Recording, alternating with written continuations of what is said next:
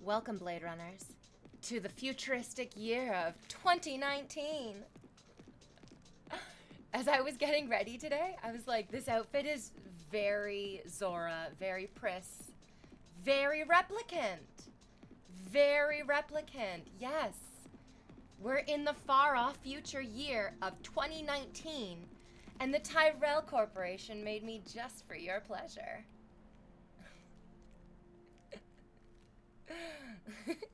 I can't believe it. As soon as I put the outfit on, I was like, you need to go refresh all of your knowledge about Blade Runner.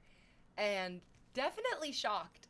Definitely shocked that it was set in such a futuristic, such a long, far away futuristic year of 2019. If only we had known. If only we had known what was awaiting us so far off in the future. Yeah. You forgot the pure white face paint? Oh god, yeah. Oh, yes, absolutely. That is. And then the black bar right across her eyes. It's iconic. It's beautiful. Zora running. And her shoes go from the heels to the flats. It's always one of my favorite things to notice in movies. Is when they're like, this character is wearing high heels. Until they have to start running. And then union rules say that as soon as they start running, we're giving them flats. You have to do 50 backflips in a row. Bitch, I would do it. And you would fucking love it. Yeah. Just let me just like adjust the camera a little bit and I'll give everything that you've ever wanted. Imagine. That would be fucking amazing. That's a skeleton depressing fucking feat of aerobics. Aerobicism? I don't think that's the word. I don't know. Alt good boy, hello queen. That's fucking right, I'm your goddamn feel more like a duchess or maybe an empress today? Yeah, that sounds right. What's good, Jenks Broad? DJ17? Right, it's always a pleasure, my dear. Kepler's here and enjoying himself, absolutely. Mr. Baked Beans is very into the shiny V. Very shiny, very V. Our good friend Anonymous is already on his knees and hands. Hands and knees. Isn't it so funny? You wouldn't say knees and hands. You would only say hands and knees. But I imagine that he fell to his knees first and then toppled over onto his hands. So I'm speaking chronologically here. They should make heels that collapse into flats, like Heelys. Ooh, I mean, I think there's some, any engineers in chat want to back me up on this one? But to be able to hold up a person's body weight, which the heel definitely needs to be able to hold up a person's body weight, for it to collapse would be very dangerous. Be very dangerous. I'm not sure we're not there yet. We're not in the futuristic year of 2019 just yet. We gotta wait for it. It's so far off. It's so in the future. I want to be able to, I guess maybe I don't get to put my arm up today. It's comfy that way and I love it. I love it that way because it's so comfy. But also,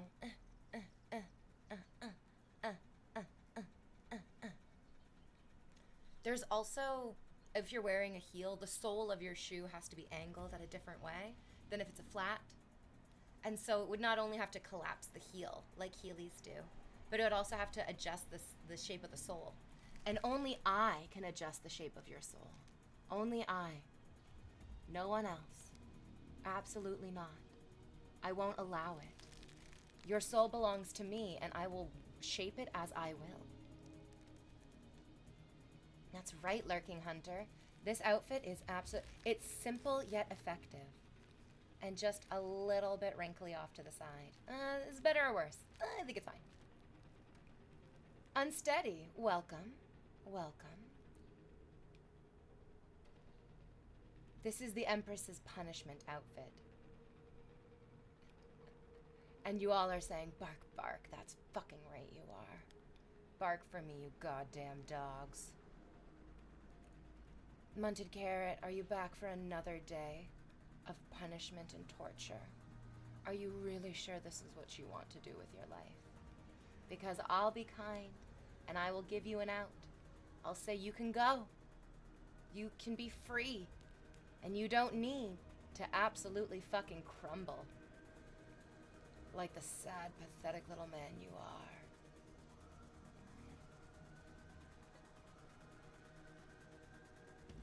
are. Oh yeah. Collapsible heels, says Ritus. Totally don't see that failing and people falling on their asses when their heel fails. Yeah. I mean, we fall on our asses with like perfectly sturdy, absolutely engineerically exquisite heels. Yeah. It already happens. It already happens. Also, if you want to run in heels, you have to do it in a very, like, you need an extra wide stance. You need to throw your weight back and forth while not overly, like, emphasizing a forward motion. Because if you try to go forward, you're already running on your toes. You're going to fall, you're going to eat it. And then you're going to get a scar on your chin, just like I have. I do. I got a little scar on my chin. It's great, and I love it. Only the most attractive people have scars on their chins. I don't know if you know that. But now you do. But now you do. Yeah, Johnny Tight Lips. The science isn't there yet to get collapsible high heels into the market. Yes, I mean... There you have it, though. There, absolutely. Anonymous wants everybody to have a good day. I mean, in this outfit, I can't imagine that anyone's day is going to be anything other than fucking fantastic. That's right, guys. You get to look at... Oh, no, good alt boy. You did it. You actually did it. You made yourself the fucking joke of the stream. What an idiot. Talk about desiring to be crushed under the heel. Oh, good God in heaven, good alt boy. Living up to the name. Being a good boy, but good boys doesn't mean that you're immune from bad punishments. Ugh. Ooh, it's gonna sting. It's gonna leave a mark. And it's gonna make you proud. It's a real sexy outfit you're wearing today. Yes, I'm a replicant. Yeah, I'm a replicant. I don't know if you know this, but I'm a replicant. I'm not a real human woman. Absolutely not. I am merely an erotic humanoid android. I wish I could do the robot really well. I absolutely cannot. I'm much more of like a flowy, loosey-goosey kind of dancer. But then again, I don't think. Did you guys see the first Megan movie? She wasn't moving like a robot. She had that excellent flow going. I really loved Megan. I thought it was a perfect horror movie. Had that like excellent mesh of scary, awful, violence. And then at the same time, it was hilarious. It was a very funny movie, didn't take itself too seriously. It set up all of the murders and all of the violence in such an incredibly satisfying way. And as you can tell from this outfit, I am deeply invested in satisfaction. Deeply invested. Although I suspect that many of you would want to divest me. This outfit just screams going to the grocery store. I mean, I'm assuming that you're joking, but I live in downtown Toronto, and yes, absolutely, you'd see people wearing all sorts of different amazing things in downtown Toronto, especially during Pride, which is right now. It is Happy Pride, everybody. During Pride, this outfit wouldn't even turn a single fucking head.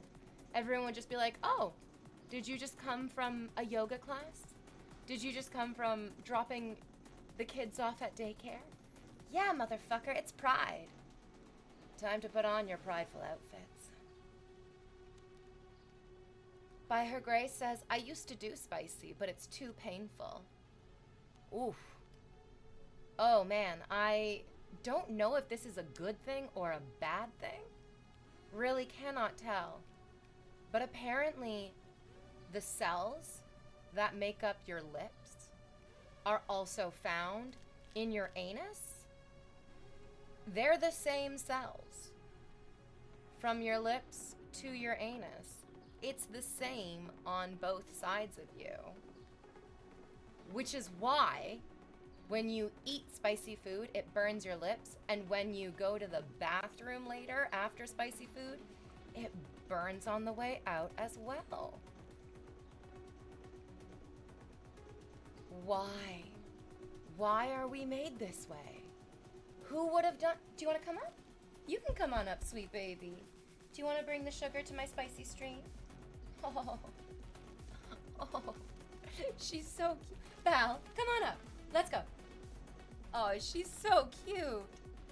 Oh, she's so cute. Oh, we used to have matching hair because she was very fluffy and had lots of beautiful curls, but she's obviously gotten a haircut, her beautiful summer haircut. I'm glad that I don't shave my head for the summer, although there are lots of women who do, and it looks badass. Hi, my love. Hello, my love. You coming for my butthole lips? She's coming for the treat drawer. She knows that they're in here. She knows where the treats are. And she's just, that's all she wants. She's very treat oriented. Much like you are, chat.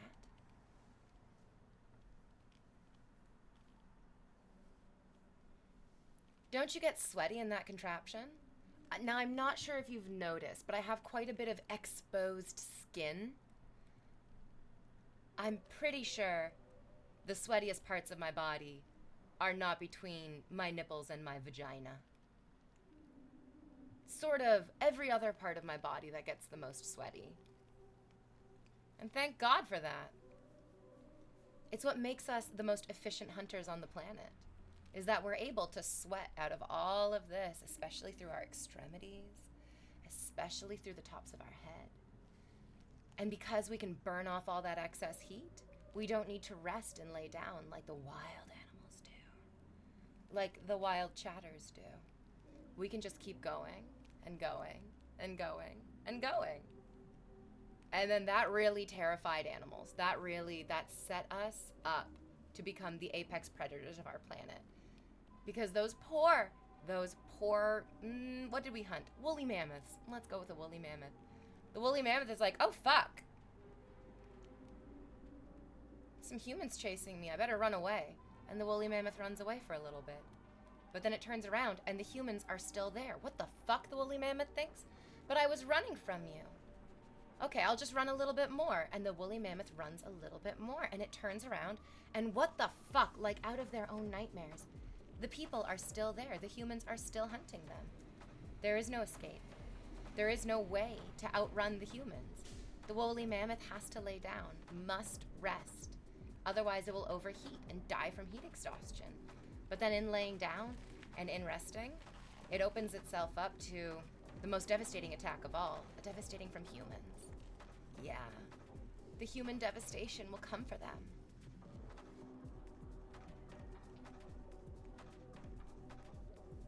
You're the woolly mammoth.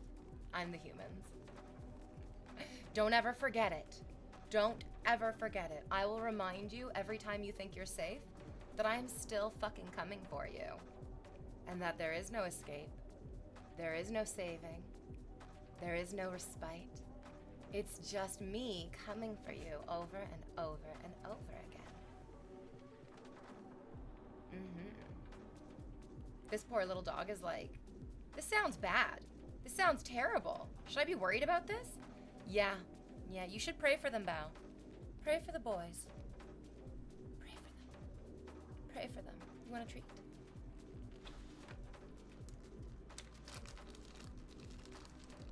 Exactly. Emote reenactment of the woolly mammoth being hunted. Can I have your paw? Good girl. Very good girl. Can you touch? Yes, touches with your nose. Good dog. And now will you lay down? Oh, look at that perfect puppy. You are such a good girl. You are such a good girl. Yes, you are. Papa Carnage, it's your first time subscribing. I will sing you my little subscribing song. Welcome to the Blanket Fort. I'm very glad you're here.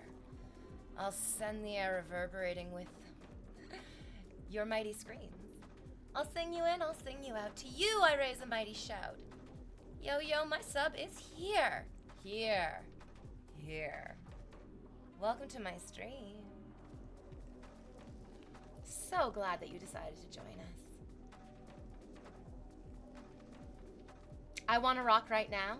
That's a great. Wait, what is that song called? Where that's all the lyrics?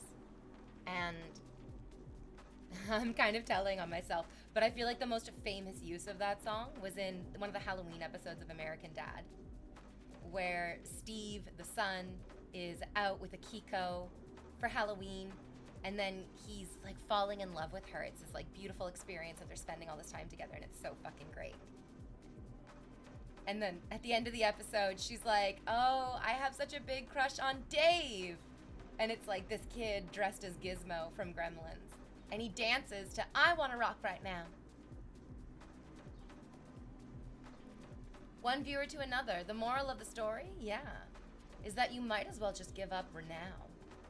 Don't waste all that energy trying to avoid me. Just give up now. Yeah, do yourself a favor.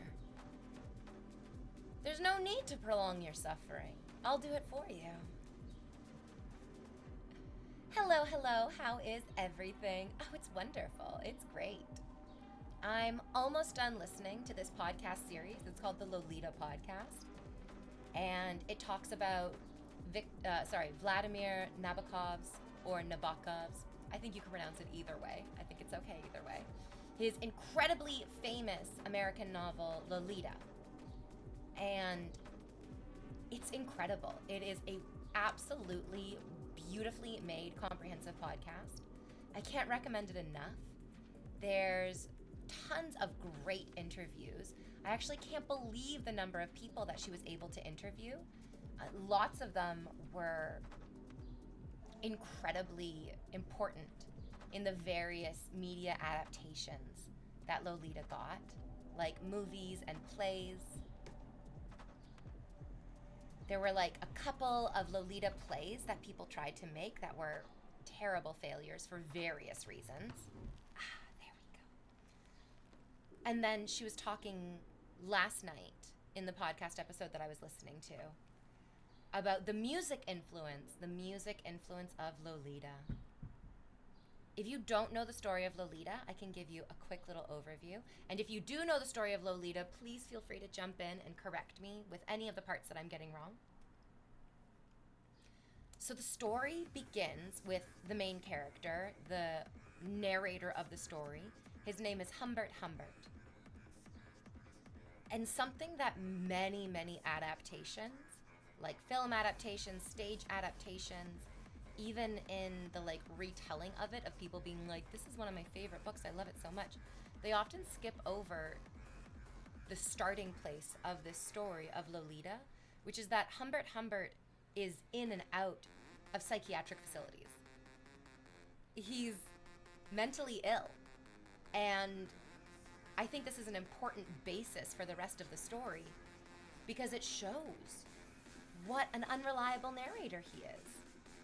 That he does not have a clear, objective grasp on his own reality. And it's actually so tenuous and it's so disjointed that he is going into mental facilities and then not having any sort of positive experience there. It's not like he's going in and out of these mental facilities, these sanitariums, and getting any kind of help. He goes in and is just like, it sucks here, and these people don't know what they're doing, and I hate it here, and everything is terrible. Oh, Shogun Rommel, it's been a minute. How are you doing? Garrity says, nice combo with the fishnets in the dress. I love it. I love it. I feel very much like a replicant, and also like it's the 1980s. The year is 1985, and everybody is on cocaine. And I don't mean to digress from the Lolita conversation, but, oh man, apparently everybody is on cocaine. Did you see that in the news? That we are in the golden era of cocaine production. Apparently, there is more cocaine being produced right here, right now, in the world. I mean, not like right here, right now. Imagine I'm just pouring cocaine off of myself. It's just coming out of me every which way. Just take a lick and get high. So it's not me making all the cocaine, but cocaine production globally has never been this high, which is very interesting.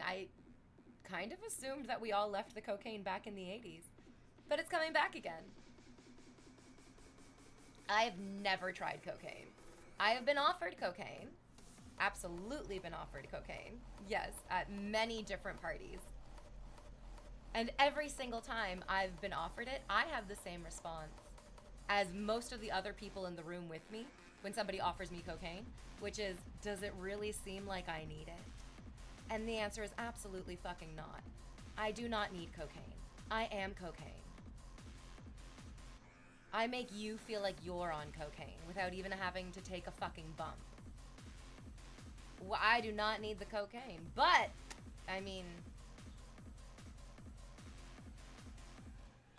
maybe Humbert should have just done some cocaine instead of trying to do an underage girl. So Humbert, in and out of insane asylums, established as an unreliable narrator at the very beginning of the story, ends up renting a room from a woman, I think her name is Kathleen. I can't remember the mom's name. That's terrible. I've also never read the book myself. And I'm just repeating all of this from the podcast that I listen to. Oh, here we go. Now my outfit is complete. Now the outfit is absolutely perfect. Yes, you are what we needed. Yes, you are what we needed. Hello, my sweet, beautiful girl. Oh, she's so soft. And her eyes are so green. And she's such a sweetheart. We had a good long cuddle last night. We took a nap together. Yeah, we did. Yes, we did, my love. Oh, sweet, beautiful girl. Oh, my angel. My angel wrapped in shadow. Yes, you're a good kitty.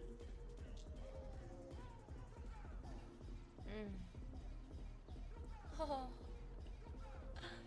Headbutts mean I love you. And baby, if I don't love you too. Hello, baby. Hello, sweet girl.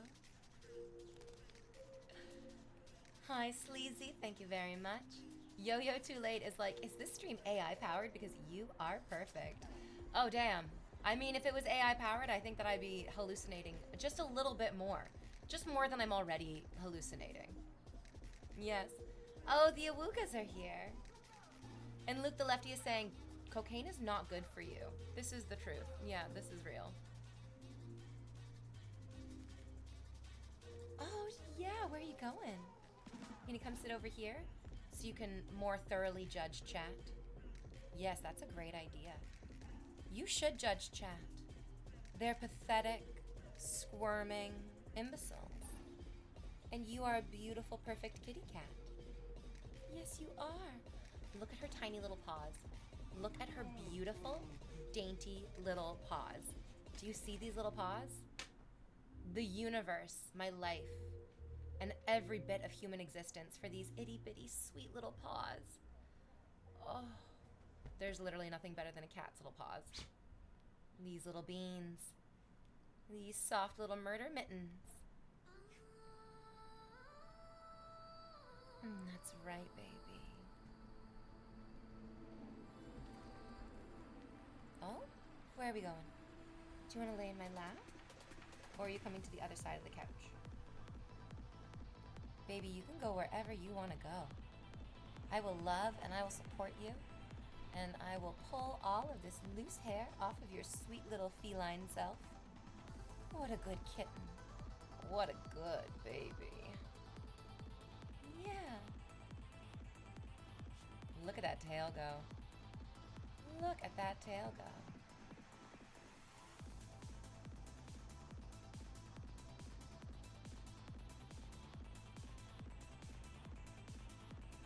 Hello, baby. Hello. Oh, soft, sweet head. Are you wearing heels? Yes, I am wearing heels today. Wouldn't you love to see them? Thanos Wojak, give in to the urge. Jesus Christ, isn't it just amazing to feel something other than abject depression and hopelessness?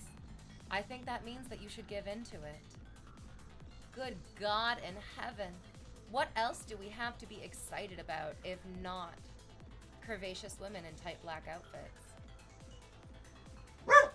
That's right, Val, you tell him. You brought me your toy, eh? Are you barking at the toy, or are you barking at me, or are you barking at people outside the house? That's right, Anonymous, thank you very, very much. No, you. No, you're beautiful. Because you're supporting the stream.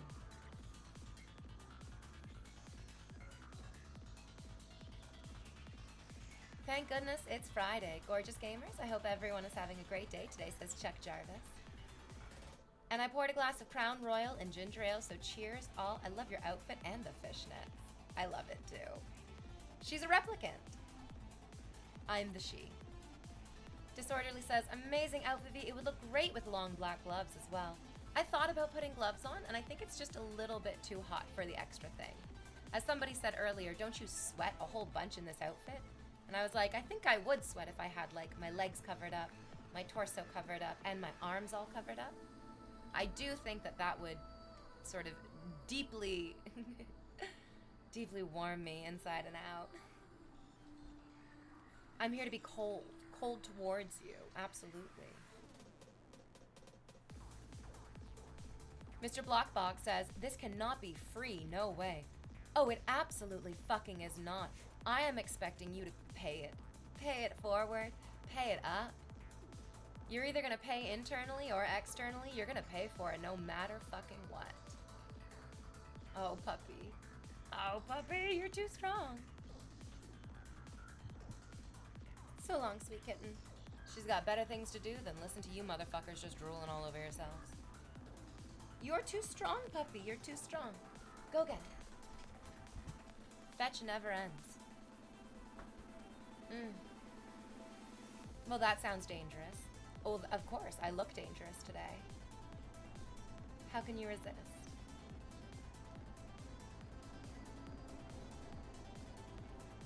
Sweating is not bad, per se. Oh, no. Oh, no. I love sweating. I absolutely love it. I was horrified at the amount of at the amount of fucking liquid that I lost the first time I did a hot yoga class. I couldn't believe it. I was like, I feel like I lost 15 pounds just in water weight the first time I did hot yoga. I love a good, intense, cleansing sweat. There may be nothing better. Hi, baby. Yeah, you got your toy. Yeah, you brought your toy back. What am I supposed to do? You're too strong. You're so strong, puppy. I can't get it out of your iron grip. Your perfect little teeth are just digging in so fervently. How will I be able to throw it for you unless you drop it? She's locked in. She's locked in. There's no way to get around it. Ugh. Ah! You're just too strong. You're just too strong. How can I do anything with such strength crippling me? Her tail. Oh my god. I wish you could see her little tail.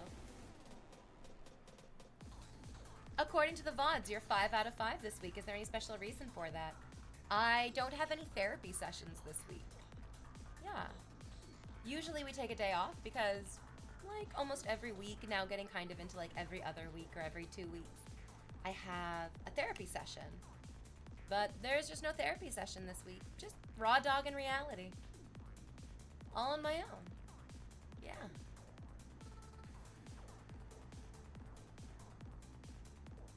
Awesome Sauce says, yeah, I'm pouring sweat like it's a hot yoga class just from stepping outside. Just from leaving the cool, exquisite basement. Steve says, I love your lovely long legs and your fishnets. Me too. I think I might like it even more than you do. Our first time chatter, Suds, is just giving love. I'll take it. I'll take all your love, baby. I'll take even more than your love. F-22 Raptor, I'll take your pizza. That's right. Hand over the slice. I want that pepperoni, and I want that cheese, and I fucking love the crust. I don't know what was wrong with me when I was younger. Oh, something's not right with the children. Because when I was a kid, I thought pizza crust was terrible.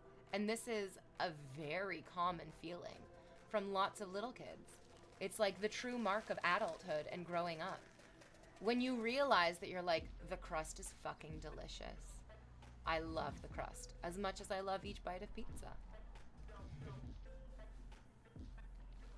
You will not take my pizza, says F-22 Raptor. You'll have to take it from my cold, dead body. Well, that's perfect. That was part of my plan anyways.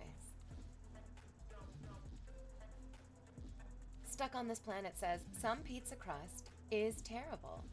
Maybe you just had bad luck as a kid? No. I think I just needed to develop a more refined palate as I got older. I think just as a little kid, I couldn't appreciate the deliciousness of pizza crust. I definitely agree, not all pizza crusts are made equal.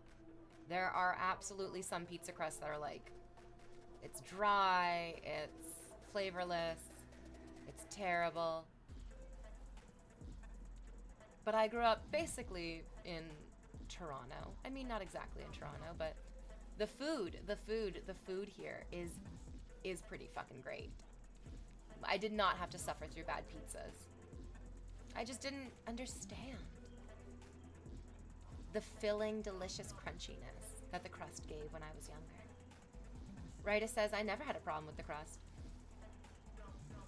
You're a better man than I am, Rita. But we knew that.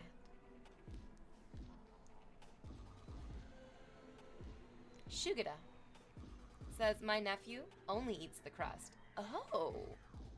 Whoa. That's interesting. Usually kids are all about the meat and the cheese because they pack so much flavor in. There is an incredible amount of flavor with the meat and the cheese, pepperoni and mozzarella. I mean, whatever you put on your pizza. But just eating the crust, that's really interesting. I wonder if as your nephew gets older, he'll learn to enjoy the rest of the pizza, or if he's just going to be a lifelong, no, I just want the bread. Just give me the bread. Get this man some breadsticks. Fireflame says, hello. Hello, Fireflame. New York City pizza is the GOAT. Now, I think Detroit-style pizza would like to have a word with you. There is some amazing pizza coming out of Detroit, and it's undeniable.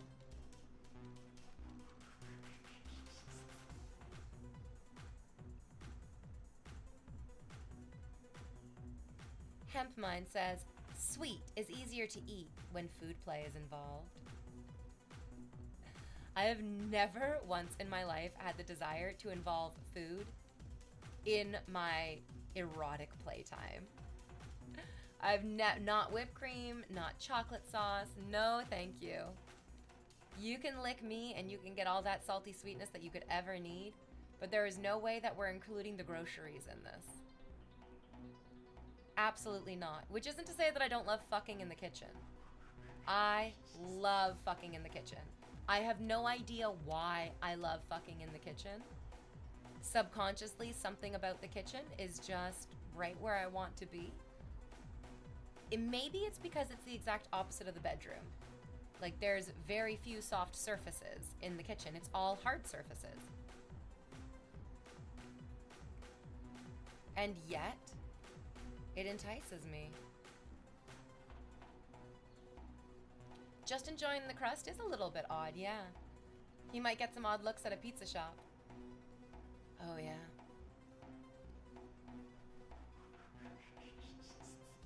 Am I wrong in assuming that there's like fewer eat-in pizza shops now? A lot of it is all just takeout.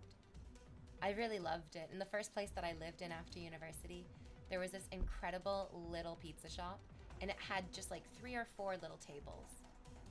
3 or 4 itty-bitty little tables with some spindly fucking chairs. But it was open until like 3 a.m.? And so every night after we would go out partying and drinking, we would go and we'd park our butts on those spindly little rickety fucking chairs. And we would just have the time of our lives. Not even tasting the pizza, but just being so grateful for something else in our stomach other than vodka and soda water. It sounds like the Uncrustables is that kid's worst enemy. Oh yeah, oh yeah. Don't even get me started on the crust. I've tried Detroit-style pizza, says Dashing, and I did not like the style. Oh, well then I'm glad that you tried it. At least you know. At least you're not just, writing it off without giving it a chance. I appreciate that. Oh yeah, let's not George Costanza it. Oh, George was the best part. George was great. George, Kramer, and Elaine were the best parts of Seinfeld, and I hate Jerry Seinfeld. I would just love somebody to go through and make Seinfeld without Seinfeld and just cut out all of his parts. Or like maybe replace him with, I don't know, Ben Stiller. A very young Ben Stiller. Hi. Oh, do you want me to play with your toy? Can you bring it here? If you bring it here, then we can play with it. Just gotta shake it a little bit first. Yeah, maybe Danny DeVito instead of Jerry Seinfeld. Alt Good Boy says, respect food. God damn it, you little loser. How about you respect me? Kitchen Island is great, can confirm. Yep, I do love fucking on a kitchen island. It's like being on vacation, but you never even left your house. The post-coital pizza is actually heaven on earth. I did that once. After fucking and fooling around, I went and I got a cold slice of pizza from the fridge, and I was like, do you want a bite? To the dude that was laying in my bed. He was like, yeah, of course I do. It sounds fucking great. Exactly, stuck on this planet. What is the crust but a bonus breadstick? Exactly.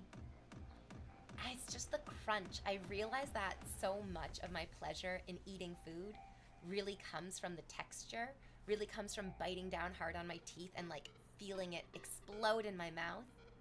Oh yeah. Absolutely fucking amazing. And just bread is delicious. I just fucking love bread. I love bread. I love bread. The question is always, if you could only have rice or bread for the rest of your life, which one would you have? And I feel like it's bread. I feel like it's bread through and through.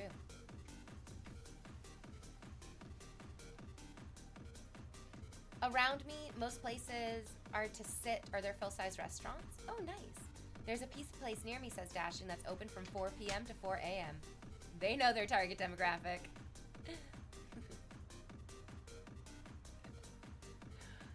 Any Given Day says hi. Hi, Any Given Day. Yeah, Danny DeVito and Seinfeld would be great.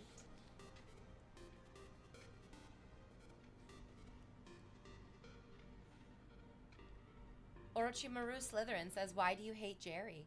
Oh, you can go look up, go just type in Jerry Seinfeld controversies, and there's tons.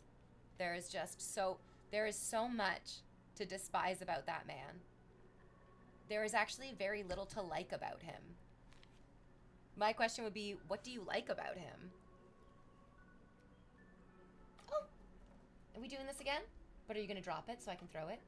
Oh, good girl. That's a good girl. I knew she'd be a good girl. Go on, go get it.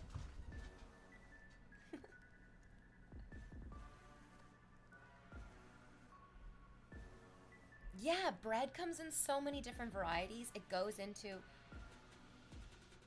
There's a hair. Oh, I got you. I got you, my fluffy hair.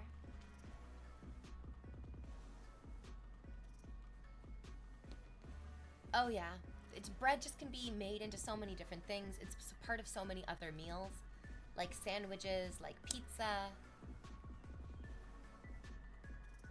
That's the only two I can think of right now, but I'm sure there's more than just those two.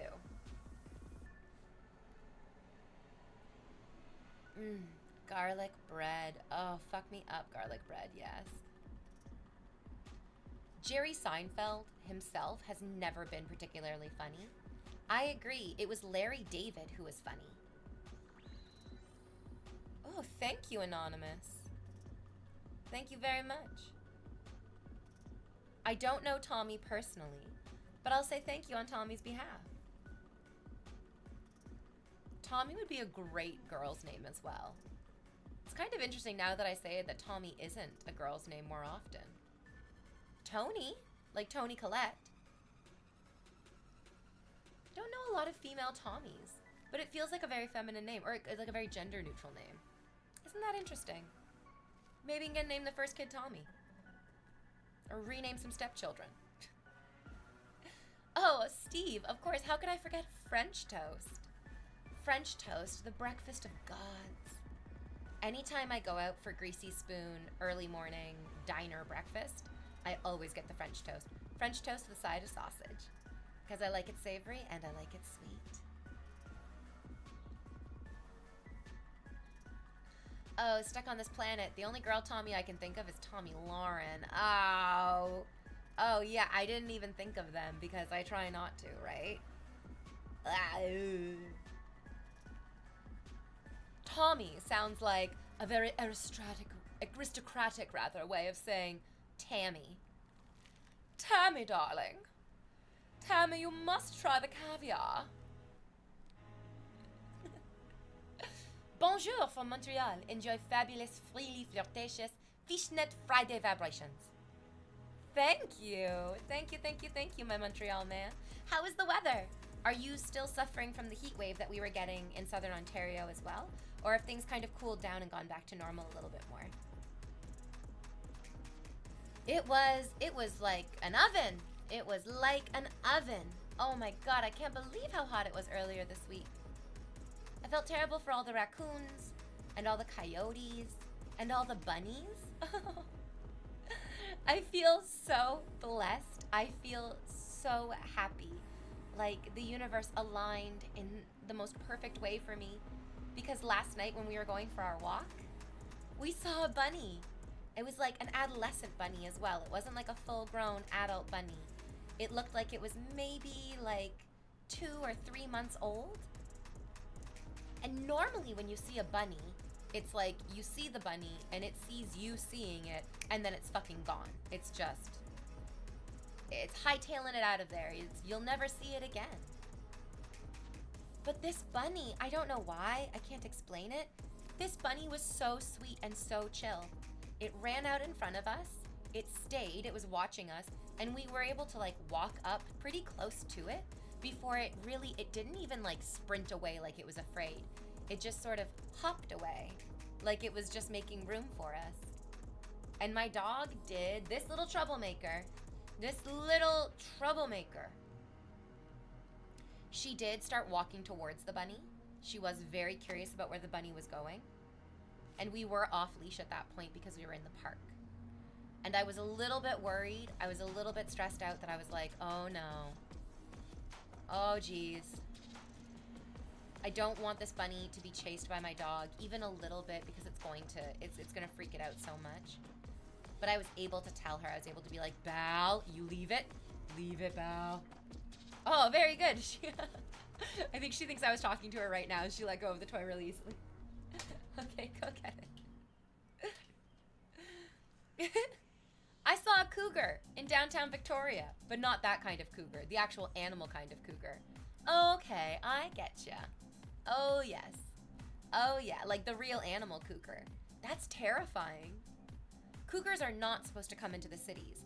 Coyotes apparently are part of the urban fauna. Somebody was complaining on the Toronto subreddit. They were like, I just saw a coyote at like Yonge and Eglinton area. And people in the comments were like, coyotes are allowed to live in the city. Coyotes are part of our like urban biome. You can't be mad at the coyotes for hanging out with us because they have just as much of a right to be here as we do.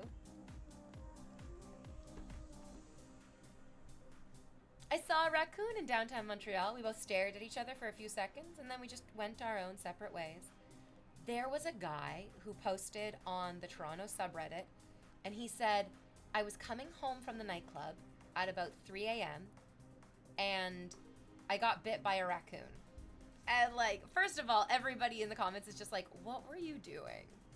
What were you doing to the raccoon to make it? How did you also get so close to the raccoon that you got bit? You are not supposed to get within biting distance of raccoons. That is not appropriate. You overstepped, motherfucker. Anyways, he said that night after he got bit, he went to the hospital, but he had to wait a really long time because it wasn't an immediate emergency. And then he was asking people on the internet, do I really need to get a rabies booster shot? Do I really need to get like a rabies vaccination because I got bit by this raccoon? And I've never seen the internet actually agree. Have you? Have you ever seen the internet agree? It's as rare as a unicorn, Ludons, my good friend. Seeing the entire comment section unanimously agree in the exact same way. Yes, you absolutely must get a rabies vaccination. You must get a rabies shot. If you were bit by a raccoon, it is not worth chancing it. Because once the symptoms of rabies become apparent, it has an almost 100% mortality rate. We were looking this up the other day that there have been, what was it, like maybe 7 or 8 people in recorded history who have had rabies and survived it. So the odds are not in your favor. They are not in your favor. Rita says, my dog was following a hedgehog around that came around my grandma's property. Oh, I've never seen a wild hedgehog. That's so cute. I've seen like people with pet hedgehogs, but I've never seen a wild hedgehog. Foxes are also part of the urban environment. Yes, that's so true. We even had a bear in the city recently. Yeah, you were telling me. Though one thing, bears aren't native in my country. That's crazy. That is fucking wild. Oh wait, it was more than 7 or 8. It was about 14 people have survived rabies. But compared to the like hundreds that die every year and the thousands that have died over recorded history, probably tens of thousands, maybe hundreds of thousands, who knows? Biff Buffington says, Coyotes get a 10% discount on the transit pass in Vancouver. Lucky fucking Coyotes. Thanos Wojak, I'm so glad you're enjoying the outfit today. Rabies will make an anti-vaxxer yell at you to get a vaccine. Yeah. Oh yeah. Picasso, everyone here on the internet agrees that you're gorgeous. You know what? Even when I was being canceled, when I was even being viciously canceled, there were a number of people who were saying things like, she might be pretty on the outside, but she's ugly on the inside. And I was like, that's great, thank you. What a wonderful compliment you didn't need to give me. I'm no doctor, but it's my understanding that if you bite the animal back, it will cancel each other out. Voila, no more rabies. No, you're thinking of zombieism. If a zombie bites you, you need to bite the zombie back, and you give it back to the zombie. Yes. Yeah. And rabies is not zombieism. Prions are zombieism. Yo. If you rabies is scary. Rabies is absolutely terrifying. It is a vicious, terrible disease. Absolutely. But prions will make you want to tear your fucking eyes out so you never have to read about prions ever again. Misfolding proteins. Misfolding proteins. That would be a great drag name. That would inspire fear and also curiosity. It's just me misfolding proteins. I'm just folding the proteins. Just folding them. Oops, got misfolded. And then you are, yeah.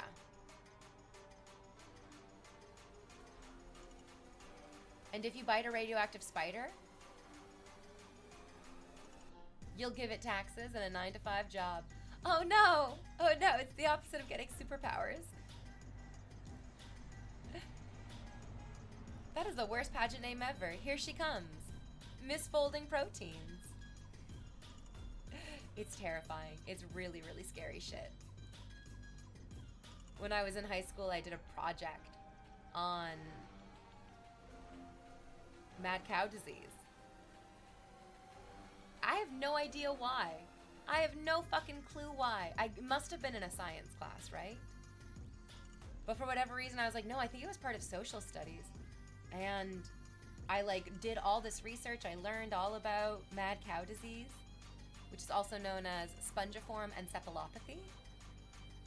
Never gonna forget that for as long as I fucking live. Holy God. It was pretty fucking terrifying.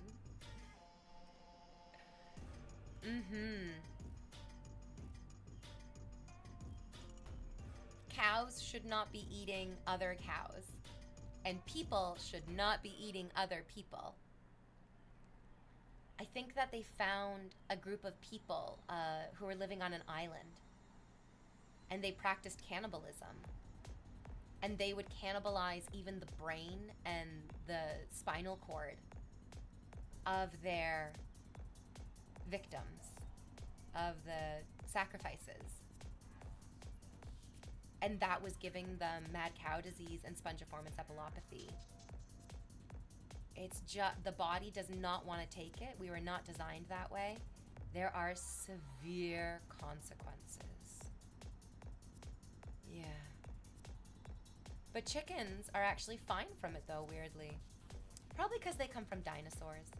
And dinosaurs ate a lot of dinosaurs. That doesn't actually make much sense at all. I don't think that's true. I'm just guessing. I'm just seeing what sticks. Throwing it all out there, and maybe some of this makes some sense. It probably doesn't. Chickens are already zombies. There was a case of a chicken who got its head chopped off, but there was just enough of its brainstem and spinal cord intact that it was kind of on autopilot. Like, it could run around. It was able to interact with other chickens. It obviously couldn't see anything, and it had a lot of difficulty eating. I think that's what eventually killed the chicken who survived with its head cut off, is I think it choked on some food in its airway, which, I mean, makes sense. It doesn't have a beak to be able to coordinate its throat muscles swallowing in conjunction with the motion of its beak. Chickens are amazing. Yeah, Mike, the headless chicken, lived for 18 months after being beheaded. That explains a lot of politicians. That is just the missing piece.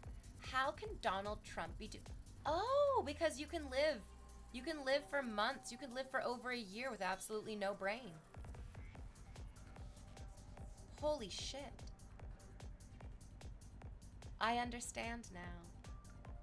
The mystery has been solved. The fog is cleared. I get it, yeah. Chickens, says Arcane Syntax, are actually theropod dinosaurs. I live in Canada. I get to share my big, beautiful, wonderful country with Canadian geese. There was no Canadian person needs to be taught that all the birds on this planet have descended from dinosaurs, because every Canadian person is like, I know. I've seen a Canadian goose. The dinosaurs are still kicking. They're well alive. They're so big and they're so vicious. They're so angry all the time. Irrational and violent. It's a bit terrifying to coexist with the goddamn motherfucking Canadian geese.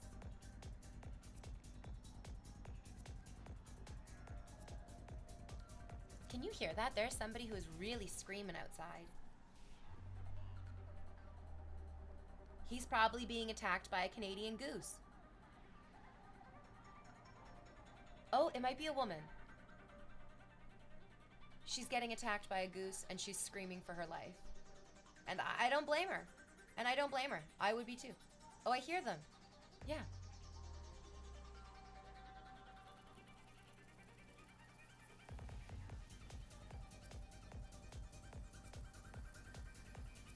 Those are the noises that I would make if I was being attacked by a goose as well. Just illogical screams. Lots of swear words. Lots of swears. Yeah. Oh yeah, just summoning the devil if I could. Start speaking in tongues. I'll sell my soul if you protect me from this goose. Prescient says, if you've got a problem with Canadian geese, I love that you said gooses, it's geese, then you've got a problem with me, and I suggest you let that one marinate. Oh, I know you're a silly goose. Oh, I feel your silly goosiness. Very silly, very goosey. Ah, shit, I got modded. You sure did. It's a Letterkenny reference. Oh, I didn't realize. I saw a few Letterkenny sketches when they were just on YouTube, but I never got into watching the TV show. Biff Buffington asks, why did the chicken cross the road? There was a goose coming down the sidewalk towards it. Yeah, and it values its fucking life. Which I'm not actually sure that chickens do value their lives. They're very silly little birds. They're very silly little birds. It's my dream that one day, I can have a hobby farm. I love a hobby farm. A hobby farm is not like a real farm. A real working farm is a gigantic, if you guys have watched Jeremy Clarkson's farm, you know how much like energy and money and effort goes into like a real working farm. But then there's also hobby farms, which are exactly what they sound like. It's more of like a farm that you do as a hobby, not necessarily as your like main source of support or as like your main career choice. It's also part of homesteading, that like homesteading it's like a little bit more serious than a hobby farm. And it's so wonderful. I just would love, I did a bunch of research into it when I started getting the idea in my head that a hobby farm would just be such a dream come true. And I realized through my little bits of research that living in Canada means that having chickens in Canada can be a little bit difficult because of our climate. First of all, Canada gets very, very cold. Canada gets very, very wet. We have like a lot of rain in many of our seasons. And when it's not raining, then it's snowing. And so chickens can become very susceptible to like parasites, to fungus that can grow rampantly in the wet conditions. And then on top of that, chickens are not well insulated. Chickens get really, really cold. Their feathers aren't meant to keep the heat in. Their feathers are meant to, you know, make them beautiful and fluffy and adorable. It's ducks. It's ducks that you want if you have a Canadian farm. If you want a Canadian farm, you want ducks. Ducks are obviously waterproof. They're waterfowl. They love being in the water, submerged all the way in there, baby. Get them up to their fucking heads. They love being in the water, so there's much less chance of them having like fungal infections from being near water or in wet conditions. Ducks are also very well insulated. Because they like hanging out in the water, they have protective, oily outer layers that helps like the water slough off really, really easily. And that outer layer also keeps the like soft, downy underlayer safe. So they're already insulated. They can like tolerate the cold weather a little bit more. And although ducks don't produce eggs at the same rate that many chicken breeds do, there's a lot of chicken breeds that'll like lay almost an egg a day or like multiple eggs a week. And ducks don't lay eggs that quickly. But the eggs that the ducks do lay are apparently much more delicious. There's like a richer flavor into them. They last longer. They have a longer shelf life because they oftentimes have a thicker shell. And apparently they're even more nutritious than than chicken eggs. Duck eggs are more nutritious than chicken eggs. I just like was reading about this and was like, oh my god, there's no downside to ducks. Also, ducks do make really adorable, cute little quacking noises. It's very, very sweet. Rita says, I've played the Untitled Goose Game. I know how to deal with geese. You have to just run, and there's no other solutions. Yeah. Yep, you just have to just hightail it out of there. Just like how humans can hunt down woolly mammoths, we can outrun the geese, and that's the only way that will survive them. I want to start watching that, the homesteading clips. Yeah. It's very interesting. Oh, now my dog's barking. They stopped screaming outside, but now my dog's taken over. Hey, dog. Hey, Val. You need to go in the kitchen if you're going to be that loud. You gotta go in the kitchen if you're going to be that loud. Hello, Wimmer. Hi. Thank you for the gifted sub. Or should I say, go fuck yourself for the gifted sub. I'm amenable to both.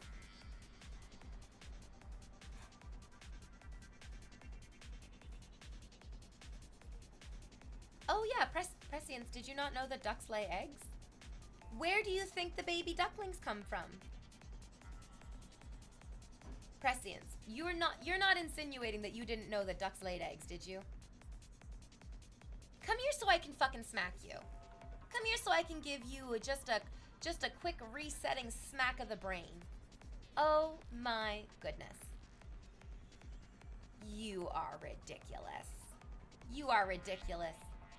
I assumed that ducks just reproduced by budding. Just budding ducks. I knew that ducks laid eggs, just not those eggs were eaten by people. They're rare. It's not as common as chickens because chickens, again, like I said, will do like an egg a day. So you get like a ton of, like, basically you get one egg per chicken per day. It's wonderful. Or maybe I have just been brainwashed by the movie Chicken Run. What a beautiful, amazing movie. Don't love Mel Gibson, but that's okay. There's a lot of other people who are in that movie. But Chicken Run! Chicken Run was one of my favorites. It's like mid-Sunday afternoon. It's raining outside, so you can't go out and play. But Chicken Run is playing on TV, and you snuggle up on the couch under a nice thick blanket, and you drink some fucking chicken noodle soup, which you feel kind of weird and guilty about, but you can't resist because it's delicious and wholesome. And you watch Chicken Run, and you just live your best fucking life. Oh, that is the future that I want for each and every one of us. Warm drink, beverage, warm food, hot food, hot food, cozy couch, great movie on TV. I love Chicken Run.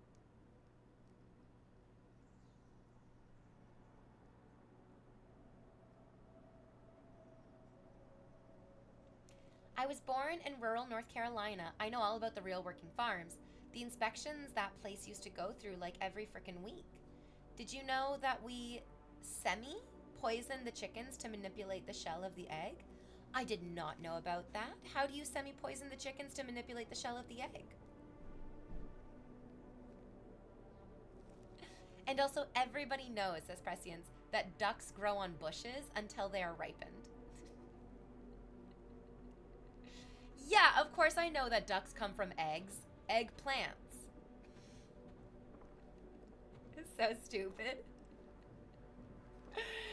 It's real stupid, but it's my favorite kind of real stupid.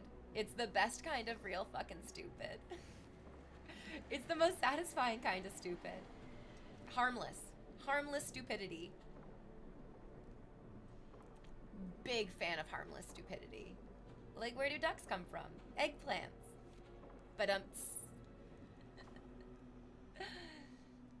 The other night, I took myself out on a date night, and I ended up getting the most delicious duck risotto for dinner. It was phenomenal. Interestingly enough, the first bite that I took of it, I was like, this tastes like Christmas to me. This tastes like Christmas dinner. This tastes like the most like sweet and savory and delicious, amazing Christmas dinner I've ever had.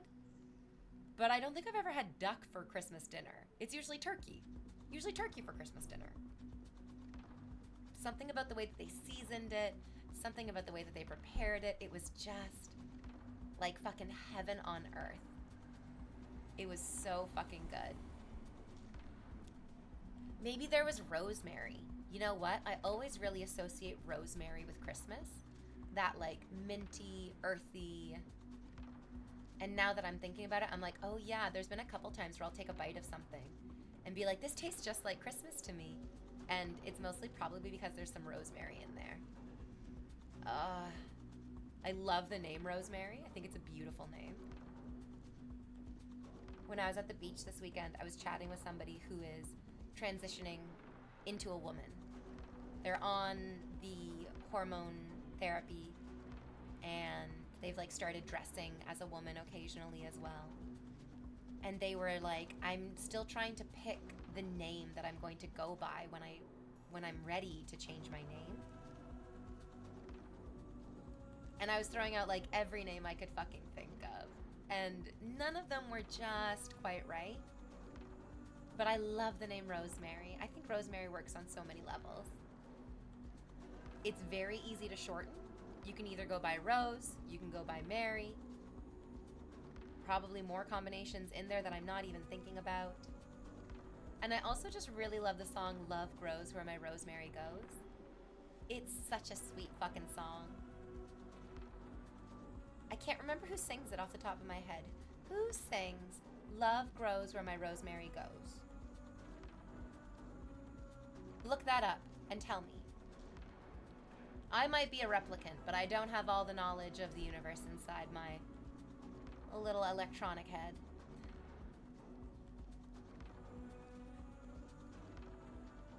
I love the name Rosemary, yeah. Any plant names, actually, I'm a big fan of.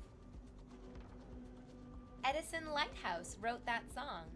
Says, just crabgrass. Hello, Just Crabgrass. Thank you so much for that. Did you have to look it up, or did you know off the top of your head? Either way, I am grateful and a little bit impressed. All right, guys, I'm going to go take my first break of the stream. Don't go anywhere. I'll be right back.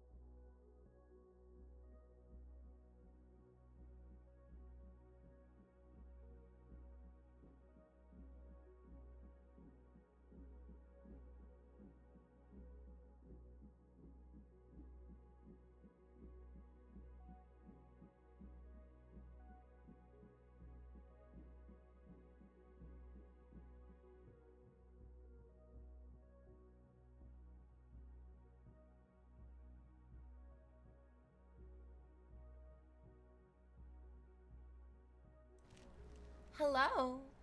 I posted on my Instagram.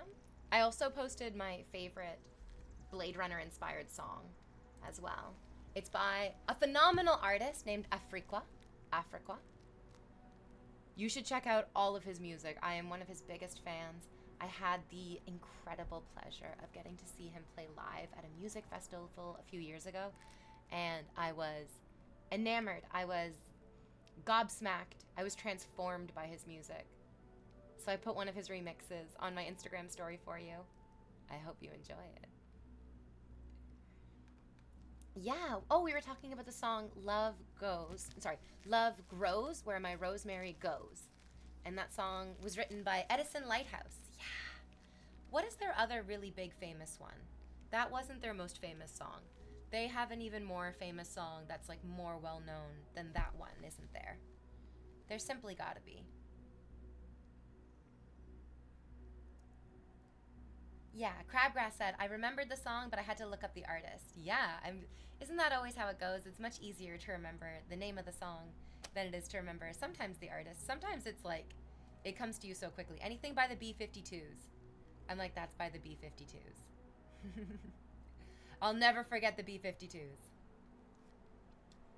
Dr. Cavanis says, oh, also, I mainly did the vitamins and such for the chicken feed. But once a month, I would have to mix in boar stud. They make the pig horny so we can produce more bacon. Ooh. Yeah, we're all about maximizing bacon. Our largest house had 2.4 million chickens. Oh my God. That's too many chickens. That's too many chickens. That is by far too many chickens. I feel like that's a lot of chickens. That's an overwhelming number of chickens. You're lucky that they didn't realize they outnumbered you they could overtake you so easily.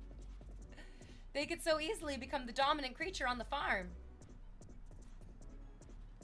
But all of us who have read Animal Farm know that it's the pigs that we need to worry about the most.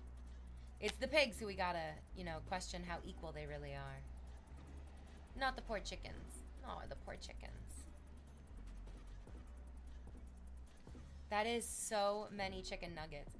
2.4 million chickens, I would guess. I feel like you can get between like 20 to 40 chicken nuggets out of a single chicken. I can't wait to find out how wrong I am. Is that something that we can Google? Is that something that there's like an answer? I mean, there's most answers on the internet, but if you can get to them, that's the real fucking question. Yes, my guess is that every one chicken could make 20 to 40 chicken nuggets. I can't imagine it'd be less than that, but I'm also really horrified to find out that it's like, no, it's actually so much more. That would be a little bit scary as well. Black Belt Mason says an overwhelming surplus of chickens. Just, would it be fair to call it an ungodly amount of chickens? Yeah. Ooh, Dashing, very quick with the answers. A commercially farmed chicken can yield approximately 50 to 80 chicken nuggets. Oh, so I had to double my numbers. Yeah, I'm seeing 50. Yeah. This is based on the average weight of a chicken, the amount of usable meat, and the typical size of a nugget. Wow. So, 50 to 80 chicken nuggets, and you have 2.4 million chickens. That is almost enough chicken nuggets to feed one group of moderators on the internet. That's incredible. That's fucking amazing. Wow, what a world we live in. Miracles. Miracles all around us every day. Scott May. Hello, Scotty. How are you doing today? I hope you're having a wonderful start to your weekend. I just got here. Why are we doing chicken nugget math? Dr. Cavanis said that the largest chicken house that they had when they were growing up had 2.4 million chickens. And Rita said, well, that's a lot of chicken nuggets. And then I wanted to know, yeah, how many chicken nuggets could that be? What is the potential for chicken nuggets with that number of chickens? If every chicken of that 2.4 million produced about 50 chicken nuggets, we would have 120 million chicken nuggets. And that would be enough to feed the moderators for like a weekend, maybe. Not a 3-day weekend, absolutely not. But at least 2 days, at least 2. Scott May says, I'm doing amazing. How about you? I've got that summertime sadness. I don't know what it is. But for whatever reason, in the summertime, I feel like more depressed than I do in the spring or in the fall. In the wintertime, it makes sense that your mood is low and that you're not feeling like the absolute best. But I've never really understood why in the summertime do I feel so fucking depressed?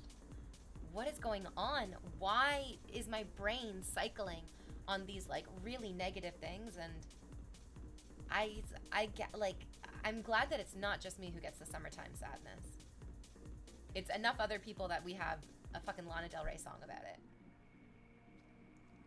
Whale says, you need to change your outfit. I cannot focus. No, you need to stop distracting yourself with anything other than me in this outfit. There's the real solution. Dr. Cavanis says those chickens were egg-laying chickens. Oh, okay, so they're not being turned into chicken nuggets. So our math is way off. 0% of those chickens would be turned into chicken nuggets. Oh, well, if it isn't our good friend, cunty bitch. Just kidding. Their username is Kuzenbird. But they are such a little bitch. Where have you been? You have not simped for me once this week. And you are in big fucking trouble. Big trouble. Lowly simp. Hello, love. What now? I will accept your love, but I don't know if you're my love. That is yet to be seen. I get that, says Ritus, the summertime sadness. But I've been having it recently because there has been no fucking sun. Oh, yeah. Oh, yeah. That makes that, like, there's a logic to that. That you're like, it's just been so cloudy. It's just been so rainy. Ugh, it's just been so Kuzin bitch. Kuzin bitch, you sad, pathetic loser. I'm so disappointed in you. Can you feel it? Can you feel the crushing, revolting, all-encompassing disappointment? Look at my angry face. Very angry face. Oh, yes.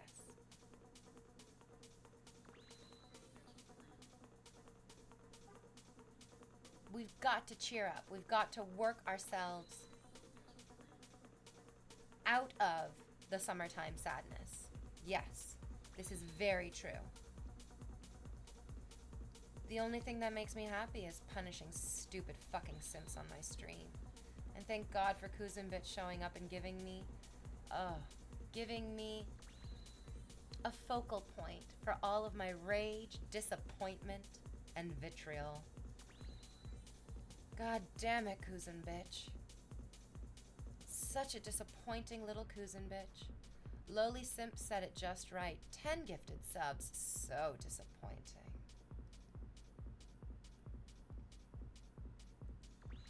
Anonymous is trying with their 1 gifted sub. But Anonymous, for shame. For shame on you, Anonymous. You must put a 0 behind that number 1. Anything less than that is fucking garbage. How dare you? I'm grateful, but I also love playing with my food. No, the sadness is not there weirdly since there's no sun. I've pinpointed my sadness to the sun rays, just sending it out towards the sun, yeah. Anonymous hiding behind their anonymity. It's because they know that they're so fucking unworthy. And, I mean, so do I. So do we all. Absolutely. Oh, jeez Louise. Yeah, that summertime sadness. So I was telling you about this earlier, the Lolita podcast that I've been listening to. The podcast creator, I think her name is Jamie Loftus. You can correct me on that if I fucked up her name. But I'm almost positive that's what her name is. The first episode was talking about just like the book itself, Lolita. The next episode went into the personal history of Vladimir Nabokov, the author of the book. And his life, it actually went further back. It started with his like great-grandfather, because interestingly enough, the Nabokov family in Russia were very powerful, very aristocratic, very politically involved. And their family was exceptionally supportive and encouraging of minorities, of Black people, of Jewish people, which, I mean, way back in the day, I mean, even today in Russia, they're not particularly known for being accepting of other types of people. So the Nabokov family sowed a ton of goodwill into these, in Russia, minority communities. And it's wonderful that they did that, not just because it's the right thing to do. It definitely made them stand out from their peers because it was not a common way to behave in that time. And then, obviously, when there was, turmoil in Russia, they wanted to get the fuck out. A group of, I think it was like the Jewish League in Russia, paid for their tickets to go to the United States. Wasn't Nabokov's father assassinated? He did die from being shot by an assassin, but the assassin was aiming for somebody else, and Vladimir Nabokov's father jumped in front and took the bullet. Like, he died helping prevent an assassination, not necessarily that he was the target of the assassination. So, like, a very, very honorable,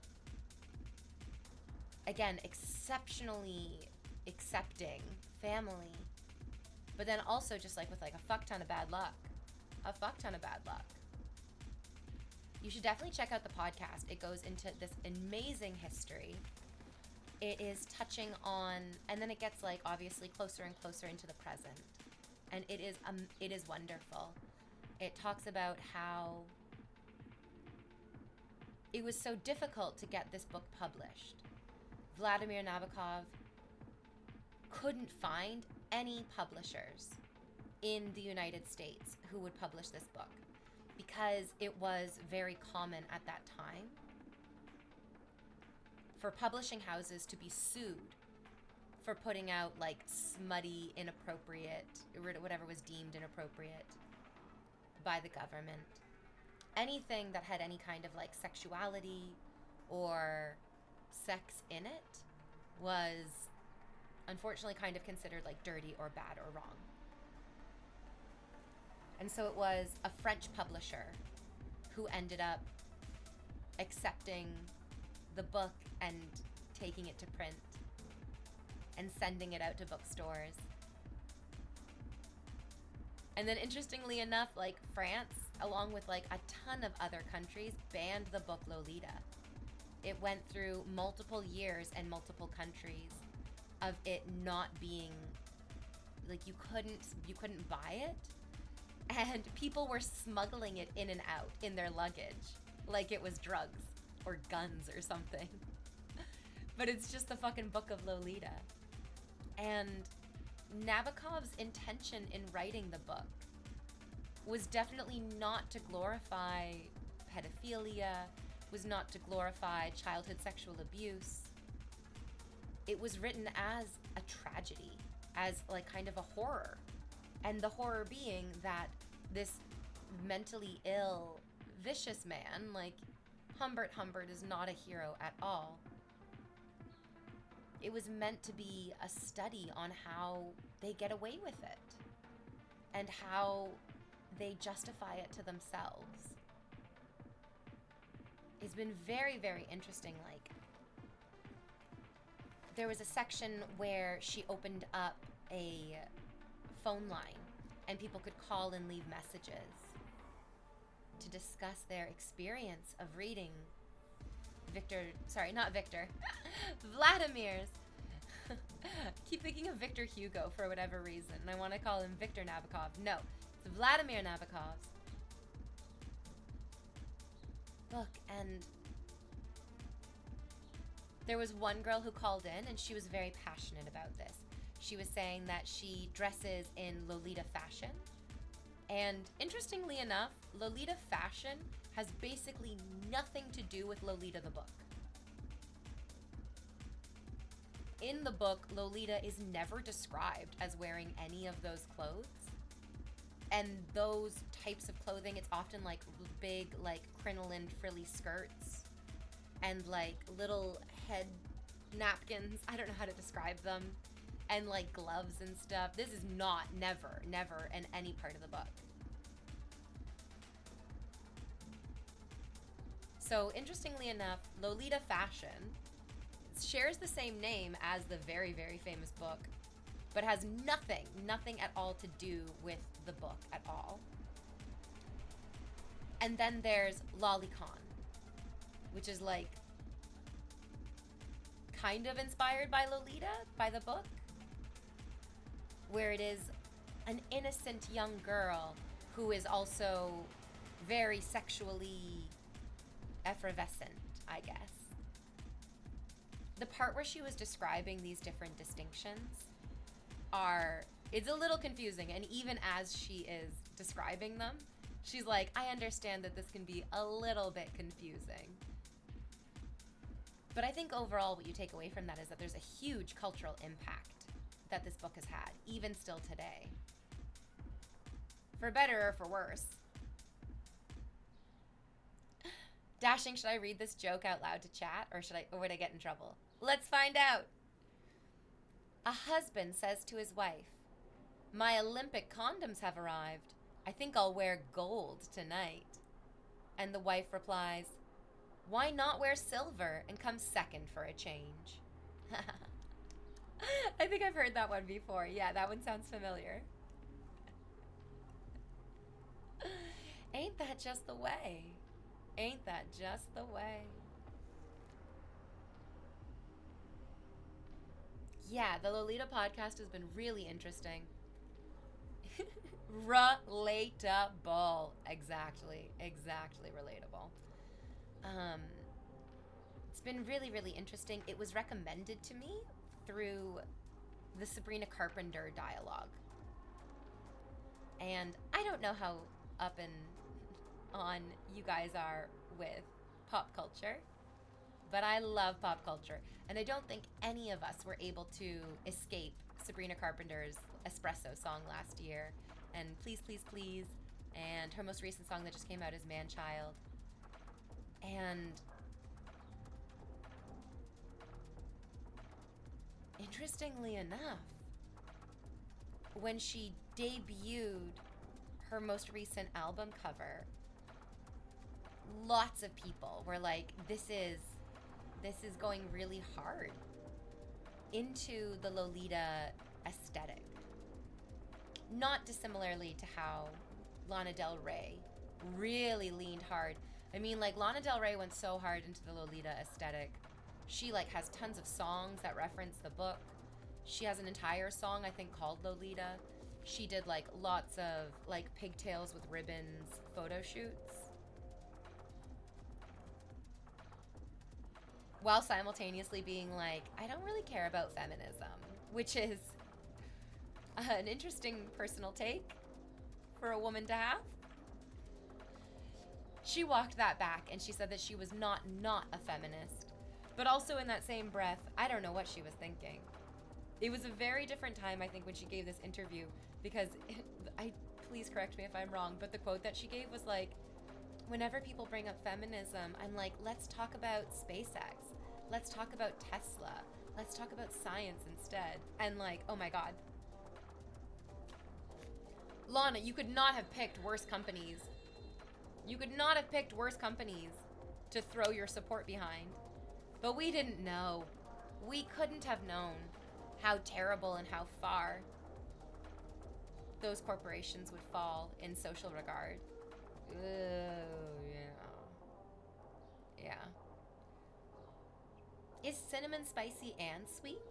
I think cinnamon hearts are spicy and sweet, but cinnamon itself is not very sweet at all. And not particularly spicy either. But the cinnamon hearts that you get around Valentine's Day, those are spicy and sweet. Because they taste like Goldschlager. Because they taste just like Goldschlager. What came first? Was it Goldschlager or was it the cinnamon hearts? Did somebody eat the cinnamon hearts and go, oh my god, I need to be drinking this with flecks of gold in it. And I need to be drinking it in flecks of gold now. Or did somebody have the Goldschlager and go, you know what, this would make a great candy flavor. We should make this into a candy flavor.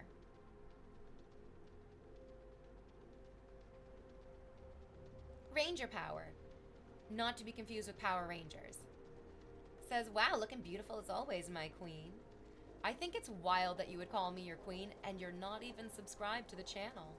If I was really your queen, I'd be collecting taxes. Pay up the loser tax, motherfuckers. Cinnamon is more spicy than it is sweet. Well, because cinnamon is not sweet at all. So, yeah, I guess it would be a little bit more towards the spicy side of it, but I mean, you're gonna have a lot of like Indian people and Thai people coming in here being like, cinnamon is not spicy. And they're right compared to Thai food, Chinese food as well, Szechuan food. Oh my god, that spice is out of control. Insanely spicy. There was recently a hilarious, but then also, you know, undeniably painful video of an Asian man. I think he was in England. Actually, I'm not even sure where he was in the world.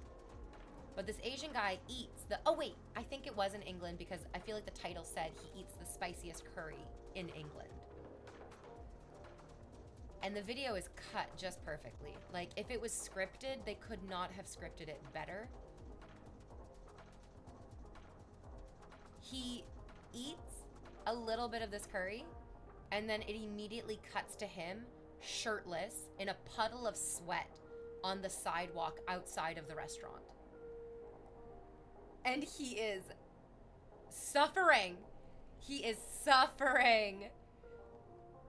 The owner comes out and gives him a mango lassi and is like, don't worry, buddy, in like 10 minutes you'll be fine. You'll be absolutely fine in 10 minutes. But as we were discussing earlier in chat today, I mean, sometimes what goes in spicy is going to come out spicy because it's the same cells in our lips as there are in our assholes. Ugh. Oh man, I can't imagine how terrible it must have upset his stomach.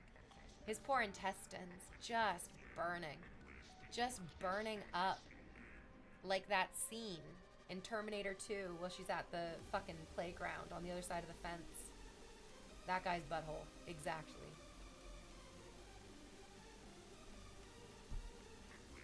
I learned something new in this stream every single day. Yes, I learned this the other day as well. That the cells in your lips are the same cells that you have in the sphincter of your butthole. You should put yourself in the educational category. I mean, I think that might intimidate the gooners. I think it just might intimidate the gooners. And I feel like the gooners are already quite intimidated. I have no idea what that comment means, but I don't care for it.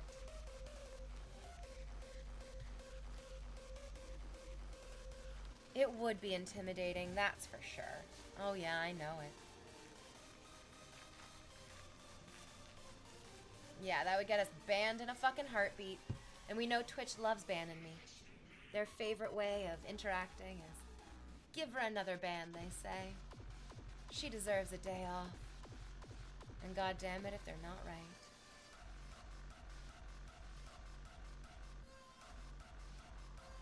Kuzin bitch, are you still here?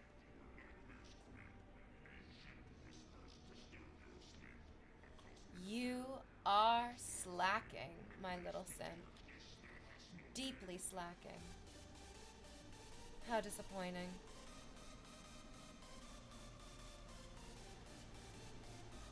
I've never even clicked on the educational category, even mistakenly.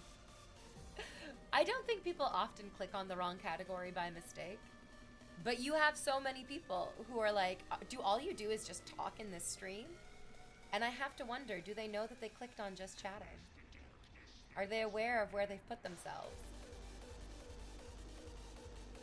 It's a little bit like walking into a butcher's shop and saying, God, is the only thing you serve here meat?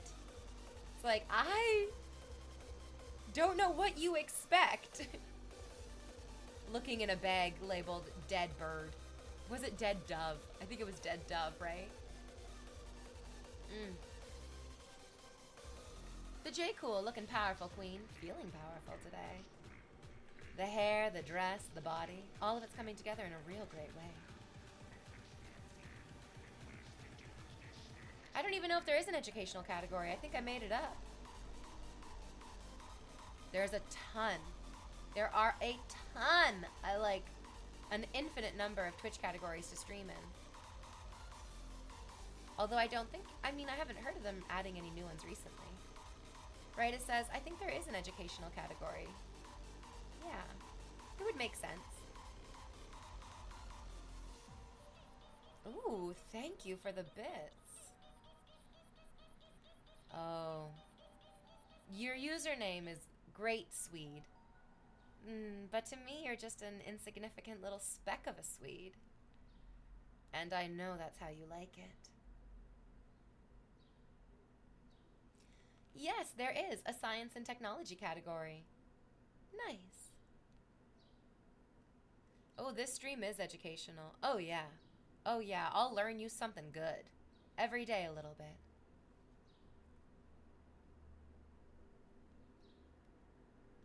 I'm not sure what it says about me, but my algorithm has never even suggested to me the science and technology.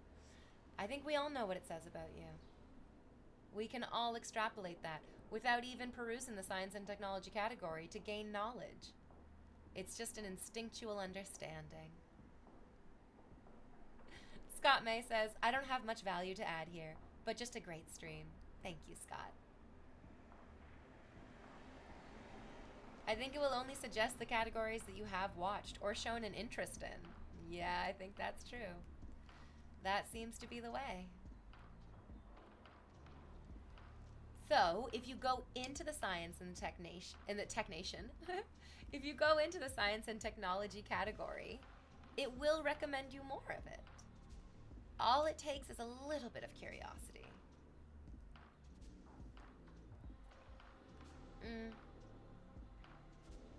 The worthless, tiny, insignificant Swede.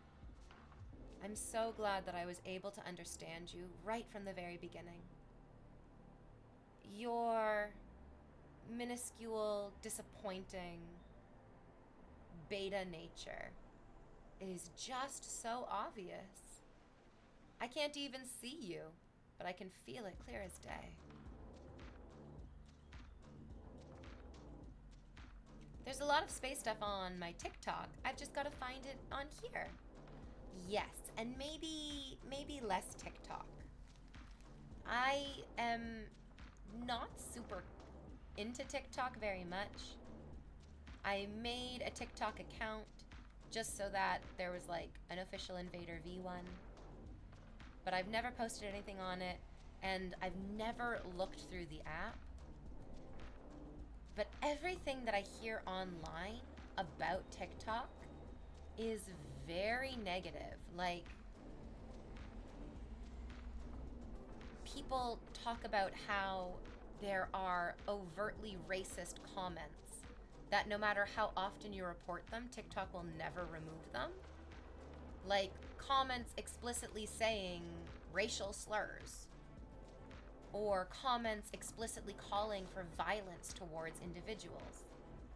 And that many people who have tried to report these comments end up getting penalized themselves.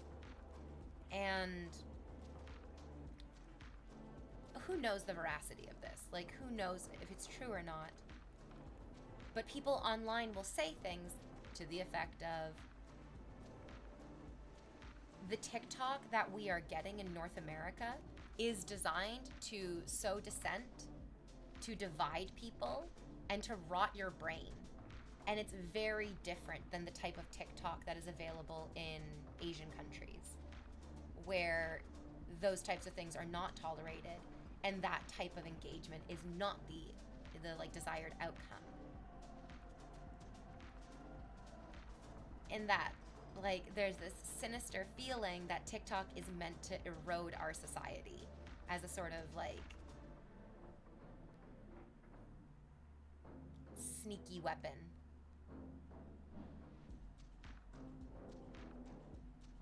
It sounds very dystopian. It sounds like really nightmarish.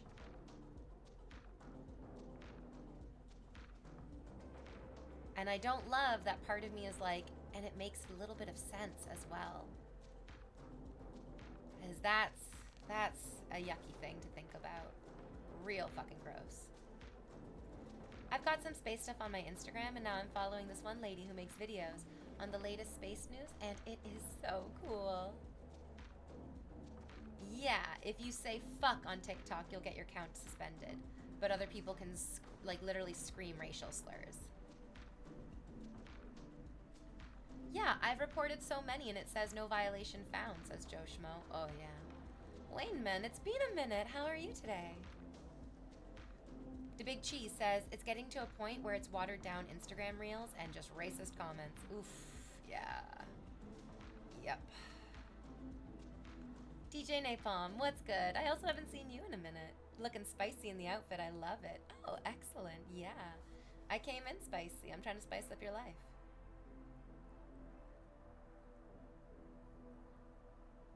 And that happened to you too, Joe Schmo. The best way to deal with it is to not engage with it, I think. Rita says, also TikTok in the US is so vastly different, especially since it's the only country that has the creator fund that allows people to actually earn money through TikTok. Otherwise, there's no monetary value making TikToks. I didn't watch the video, but I saw it posted on Reddit, I think it was like earlier this week. And it was talking about how the monetization of TikToks is kind of being skewed, where TikTok has been offering money to content creators and then finding a loophole to then not pay them for any of the content that they said they were going to be paid for. And so it seems like they're even starting to backtrack on the ability to monetize TikTok, at least in an authentic way.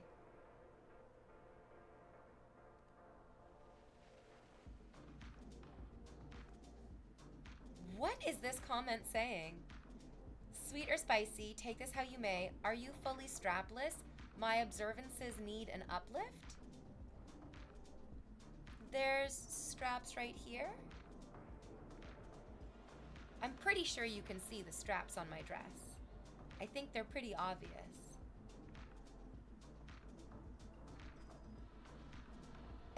What does that comment even mean? I guess we won't think on it too hard. Yeah.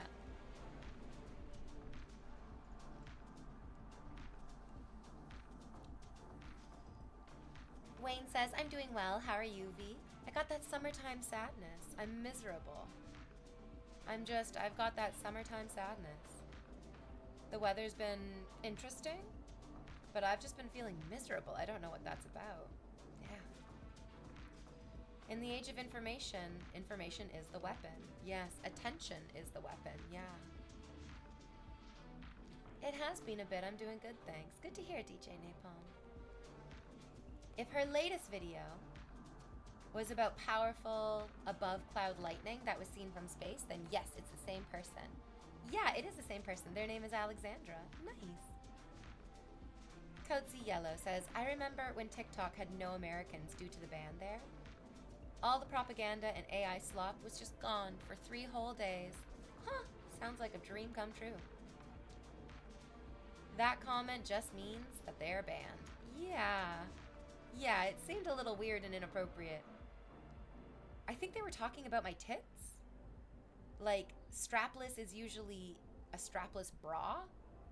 And then he was like talking about observing and uplifting, and I don't really get it.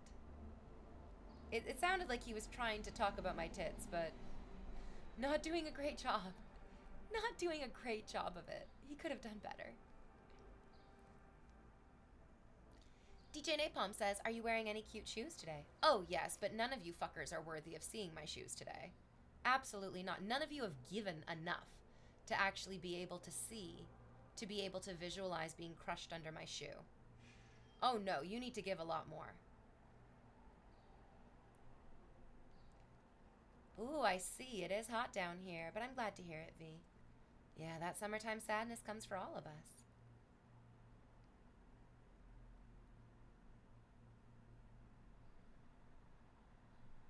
Which makes me think that we come by it honestly. It's not, you're not doing anything wrong. There's no way to really escape it. You just gotta take it as it comes, I guess.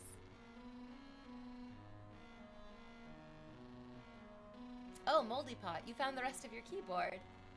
I wasn't really sure what your first comment meant.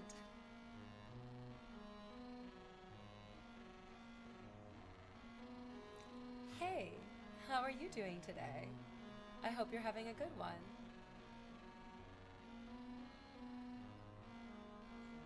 Whew. Can you help me figure out what movie my friend is talking about? I was like, hey, let's go see a movie this weekend. I love scary movies. There's a new one coming out. And I told him it's Bring Her Back. And he said, I heard that there's a movie that's come out recently that is so scary that people can't even finish watching the movie. And I think he might be talking about Bring Her Back.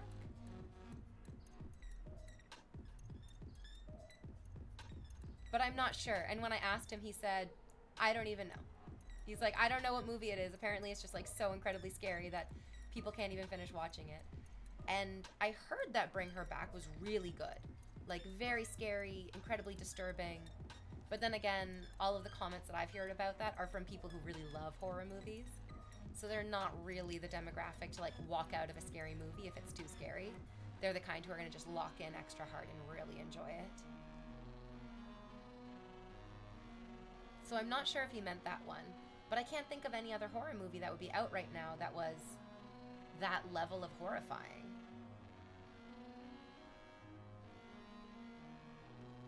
Rita says, this weekend I might sit down, I might watch the last season of Squid Game. Like the last as in the most recent, or is it like the last, they're not going to make other seasons of Squid Game? Resolve said, Tchaikovsky's The Nutcracker. That's me, motherfucker. Absolutely. They said that this is the last season of Squid Game. Okay, interesting. Yeah, they're gonna wrap up the story. Folks, help me out here. What is the title of the music? All of our music comes from Epidemic Sound. So it is a royalty-free subscription-based music provider. You can go onto their website. We are listening to electronic music. It is the Dark Mood. And we are listening to instrumental dark music. Yeah. And then the next comment is, I preferred you without makeup. You know what's so interesting about that? Nobody gives a fuck what you think. It's my body, and it's my choice, and I get to do whatever the fuck I want with it. And you can go fuck yourself. Easy asks, will you be doing another ASMR stream again? You can find my ASMR streams on YouTube. I'm sure that the YouTube channel has uploaded them and you can enjoy them so very, very much. Most of my streams are kind of just based around what I feel like doing that day. And so if I get the feeling that I really want to do another ASMR stream, then you better believe it will do it. But if I don't feel like doing another ASMR stream, I don't see it happening, unfortunately. The only other horror movie I can think of is 28 Years Later, but that isn't really like scary per se. Yeah. Yeah.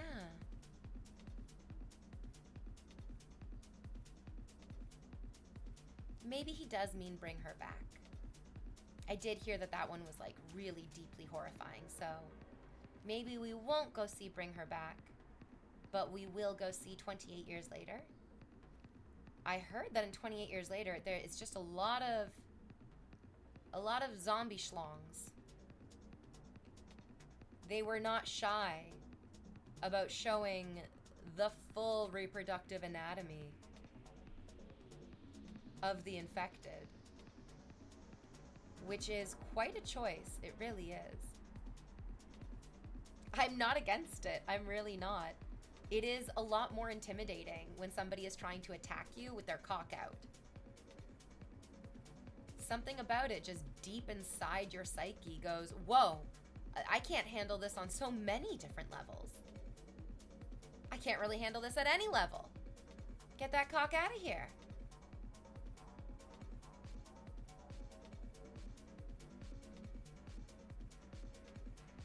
I could also see people walking out of 28 Years Later because of all the zombie penises and feeling like, whoa, this is not what I signed up for. This is not the movie that I thought I was going to be watching. Because I don't believe there was much nudity in the previous films, in 28 Days Later and 28 Weeks Later. Oh, no, sorry. It was 28 months later, I think. I think they skipped over 28 weeks. Actually, now I can't remember. It definitely started with 28 days.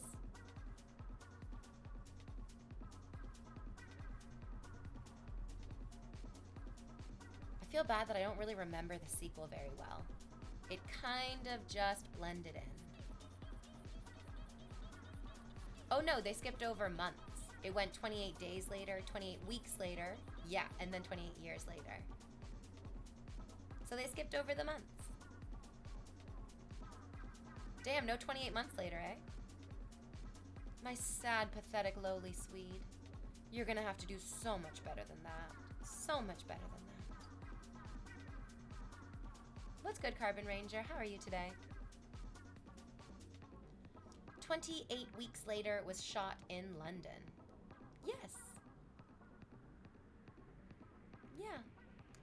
I think 28 days later was as well, wasn't it? For the parts that they were like in the city. Yeah, they did skip over months. I thought that was weird too. I guess they could have. They could have done it. Welcome, Brewhide. It's been 18 months in a row of you and I. Did that rhyme? I love that. Kind of.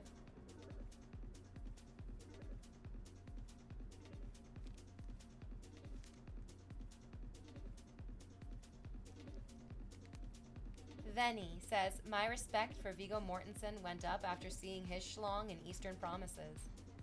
That movie was something. That movie really was something, yeah. Not for the faint-hearted. Oh, hold on. I got another little... Ah, I got it. I love this lipstick, but I don't love how sticky it is. Every single tiny little bit of fur and hair just gets caught and just gives you such a tickle. Lowly Simp is right, my sad, pathetic, teeny tiny little Swede. You're supposed to add a 0 to the end of that cheer.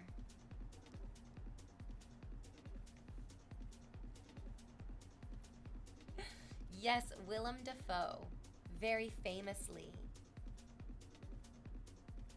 had his penis in the movie Antichrist, and it is so big that test audiences were confused about whose penis they were seeing. They never expected that to be Willem Dafoe's penis. Legendarily large. DJ Napalm, it was nice chatting with you as well. Have a good rest of your day at work. And don't forget to subscribe to the channel. What with all that hard-earned cash you've been collecting.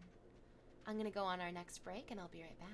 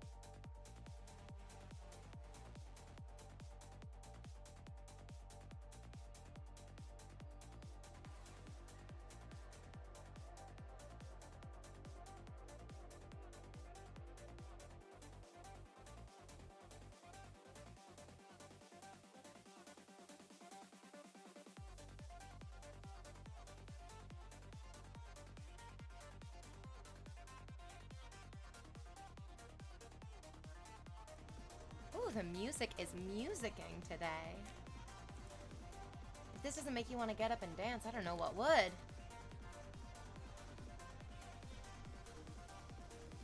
I do love dancing, but I think each and every one of us has gotten up in front of our own mirror in like our bedroom or in a private space and danced in front of it and been like, what? No, I do this in front of people? Oh, good God. Oh, good God, no. No, no, no. But it's okay. Everyone feels self-conscious about their own body, moving and grooving and doing their own things. And what's great about that is that everybody is so self-conscious about their own bodies. They hardly have any time to recognize your body and to like think about what your body is doing or to care about what your body is doing. I also think there's definitely something that psychologically happens, that once you're in a whole group of people, it all just blends together.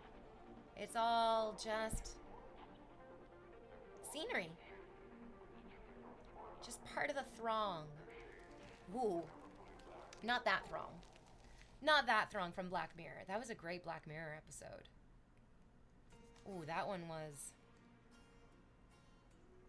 I mean, there are some people who, I don't know if you've seen that episode, but it has Will Poulter as like a video game creator, and he gives this video game to a friend of his, and then the video game is like Neopets. It's like you have a whole bunch of little, like, they're called Thronglets or the Thronglings, and then they like start singing to him and he kind of loses his mind. He goes really crazy and he becomes deeply enmeshed with the game, with the Thronglets. And there's a time skip forward. And he's arrested by the police for shoplifting, I think, or like threatening somebody. And then once he's inside the police station, he tells through flashback the entire story of how he got here.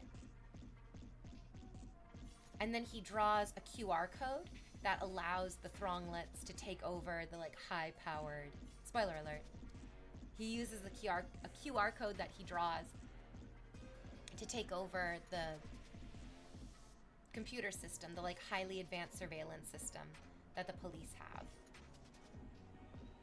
And I definitely recognize that there are probably some plot holes in there. Like, he could have gotten a tattoo of the QR code because he needed them to give him a pen and paper so he could draw it out. And that was his like consistent request over and over and over again. He's like, I just need a pen and paper. I just need a pen and paper, please. Shadowstorm, welcome back for 5 months in a row. Oh, that's the kind of dedicated, consistent simping that warms my black heart. Oh yeah. Thank you, welcome back. It's a good day to subscribe. Vinny says, for me, the less I care, the better I feel when I'm dancing. Yes, Vinny, that is a very important part of dancing, is just like letting go of your feelings of insecurity and self-consciousness. Just gotta let go of it. Shane, well, sweet baby Jesus on a bike, that fishnet outfit is amazing. It is amazing. It's comfy, it's sexy, it's not too complicated, but it's like, you know, visually satisfying. I really like it too. I'm glad that you guys are enjoying it as well. It's the perfect thing to ring in the weekend in.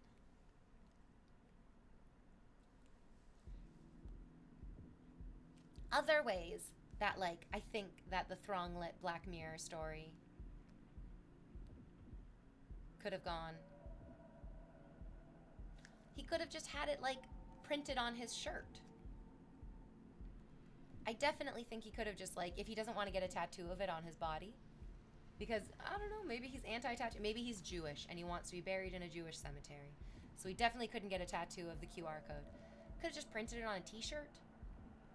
They might have put him into other clothes. So I feel like that might be a reasonable explanation why he wouldn't want to just leave it to being on a t-shirt or on a piece of his clothing. Clothing comes off, as I'm sure you're thinking about, deeply. Clothing does come off. I hope in like a new season of Black Mirror they give us. I want to see more what happens. That episode, I really enjoyed it. I thought it was very, very good. I just feel like it ended a little bit too abruptly for my tastes. The end of the episode is there's this like incredible loud tone that is played by the Thronglets that just like drops every person to the ground. Every person who hears it,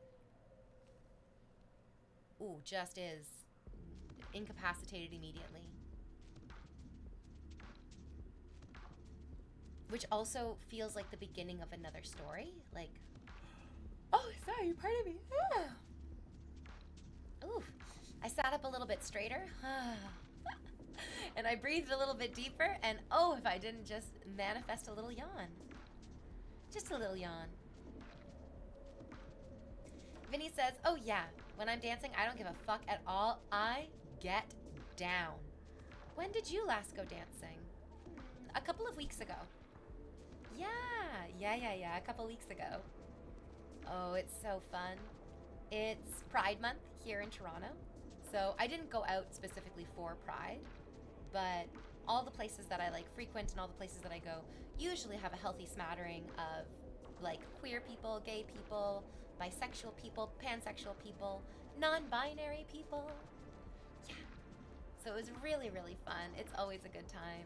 Toronto is a wonderfully friendly city, I find. I know it's not for everyone all the time.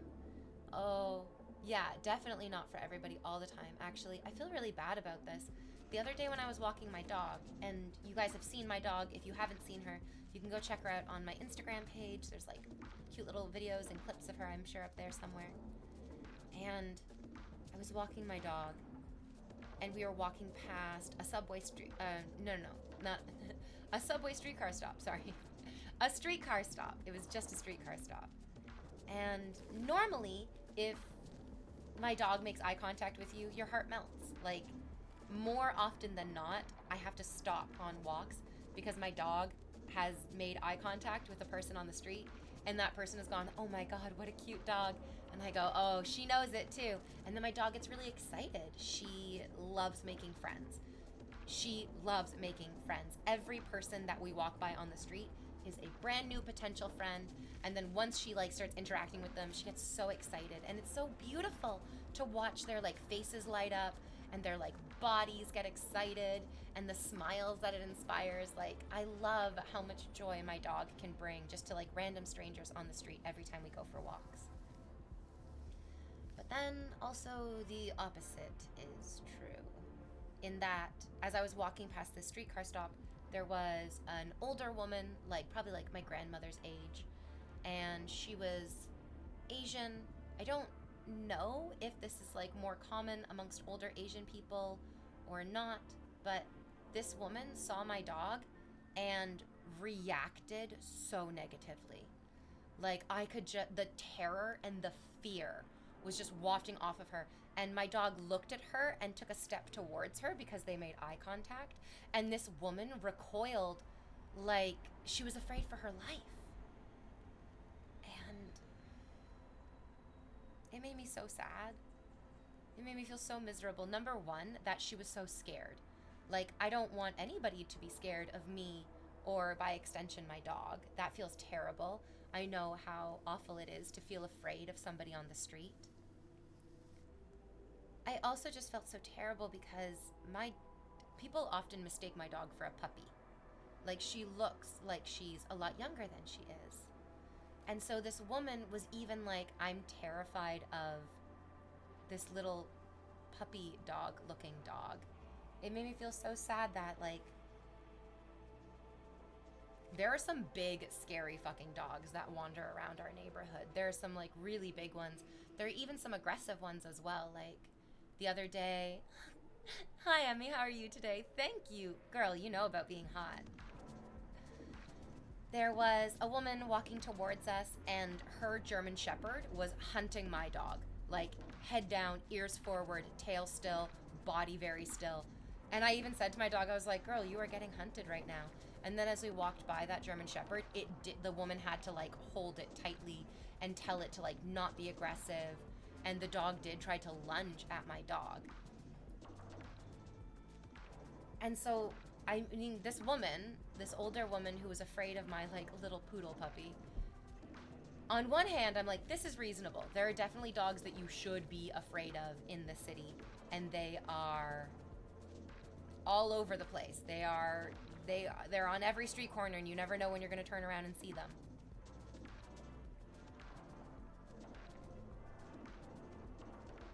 But then also, like, there are so many sweet, nice dogs. There are so many nice dogs, so many sweet ones, and it's really disheartening that this poor woman doesn't get to enjoy the nice ones and just has to fear all of them.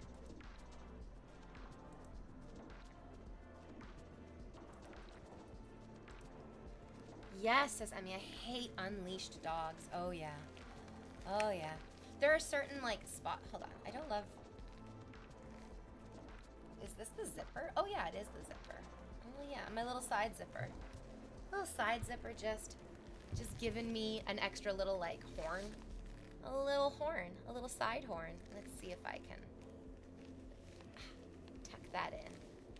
Nope, that's just gonna be there forever. You get that for free. You get that for free. I definitely take my dog off leash in places where I know she's gonna be safe, and also she just like stays really close to me. I was talking earlier about how we saw a bunny rabbit on our walk yesterday.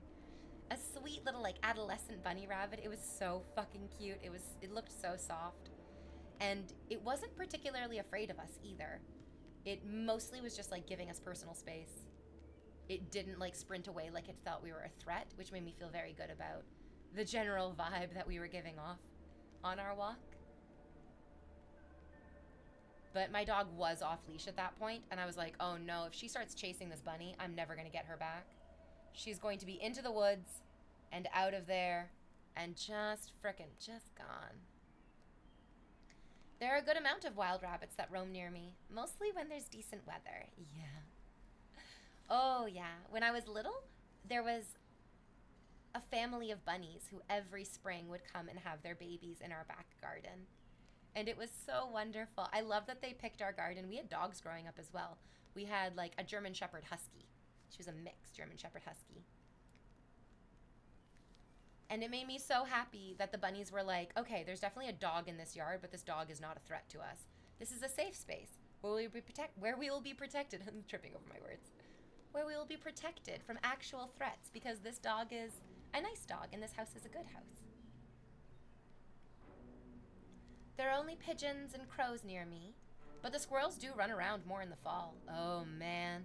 Oh, I don't know why it's so funny to me, but Teddy from Bob's Burgers, who is like the handyman, and he's voiced by Jim Dauterive. Dauterive.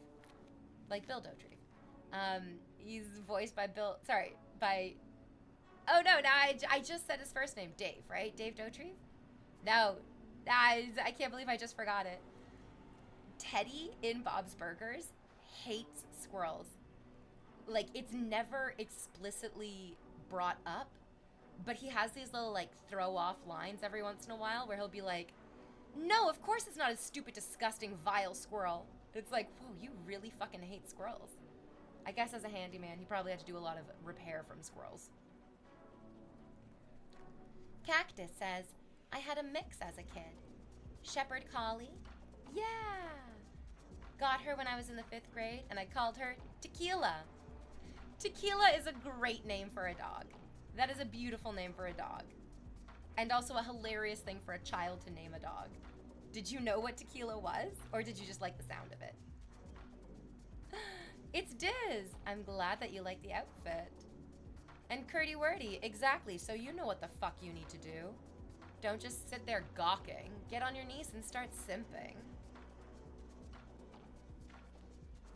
I have seen a few videos of squirrels clogging stuff up with acorns. They are just trying to survive. They are just trying to survive. Can we blame them? Can we blame them? Absolutely not. We would all do squirrely things too if we were squirrels. When I was in theater school, one of the first projects that we ever did, and it was something that everybody in every class had to do, was that we had to pick an animal, and then we would literally crawl around the studios that we had our classes in, pretending to be Good boy, Curdy Wordy. Glad to see you back.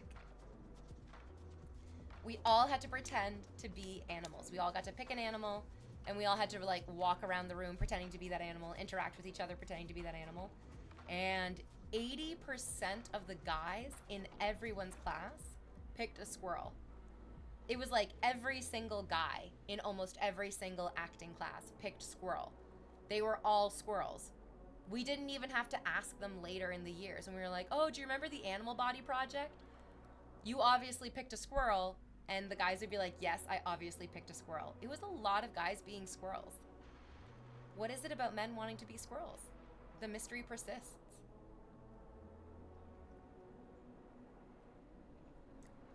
Both. My dad used to have huge parties. Occasionally, I would mistake jungle juice with Kool-Aid. I heard some adults talk about drinking tequila. It just sounded like a cool name.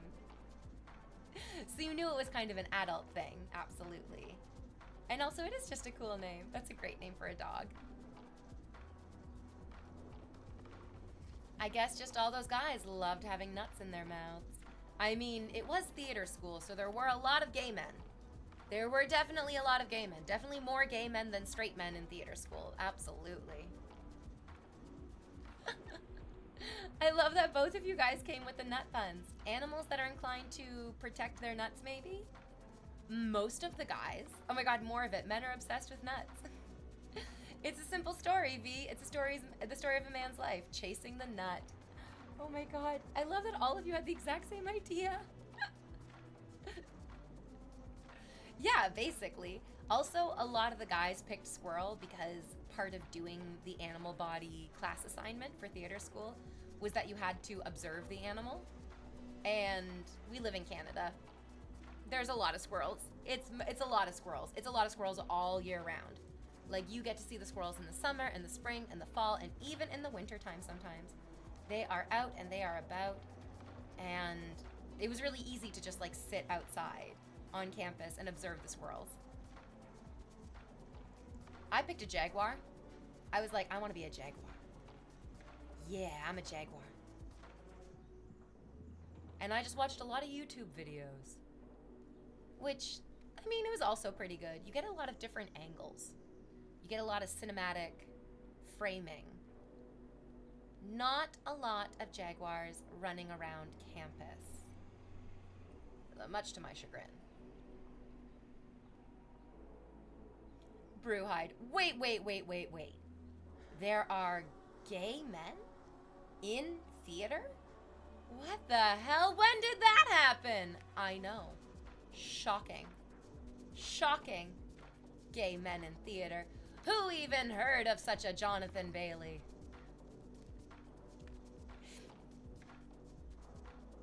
Just all about getting that nut. The men just wanted to get that nut. Yeah, but they wanted to get it from other men. And oftentimes in the elevator. I don't know what it was about that. But a lot of the gay guys who hooked up were like, let's go hang out in the elevator to hook up. It's a nice, private, enclosed space. Who knows? I was not that interested in hooking up in the elevators. I love a bed. I love a kitchen island. What am I gonna do in an elevator? Shane says, we are the squirrel hive mind. And there's nothing wrong with a little bit of self-nut. You want to know why? Actually, I'm sorry. I'm kind of understanding why they wanted to hook up in the elevators. Because gay men love shaft. Gay men love a good shaft. And that is exactly where the elevator lives, in its own little elevator shaft. Go get some shaft in the shaft. Yeah. It's all coming together. It's all making very retrospect. Honestly, time gives you perspective to understand so many things. Thank God. Takes the pressure off trying to understand what the fuck is going on right now. Look around. Who wants to figure this out? Not I. Not I. No way. I'll let future V figure it out. She'll have all the answers. I'm sure of it. I'm sure of it. Brewhide says, that is a pretty solid observation. I surprise myself sometimes with the way that my brain works. Not even I know where I'm going with my own thoughts and feelings. Or I stole that from somebody else and I'm not remembering that I stole it from somebody else. I feel like that's also like an unfortunately fairly common circumstance. I'll go, this is so funny, I just thought of this. And then 2 or 3 days later, I'll see it pop up on Reddit. And I'll be like, oh, I didn't think of that. I must have just seen this and forgotten about it.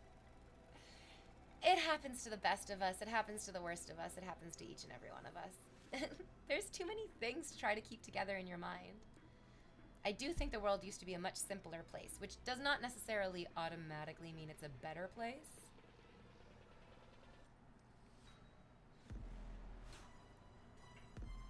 But if the past was worse, at least it was slightly less overwhelming. I hope. I don't know. My dream is that it's not so overwhelming every single day going forward, at least. Many comedians get accused of copying other people because they do just that. They forget, yeah, they hear something funny, or they, like, read something hilarious, and then they're like, that would make a great stand-up bit. Or maybe it's not necessarily that linear. Like, they read it or they hear the funny thing, and then time passes, and they feel like it's an original thought or original feeling. Yeah. I mean, Fight Club already told us that everything is a copy of a copy of a copy of a copy. It's very difficult to be unique. It's incredibly difficult to be innovative.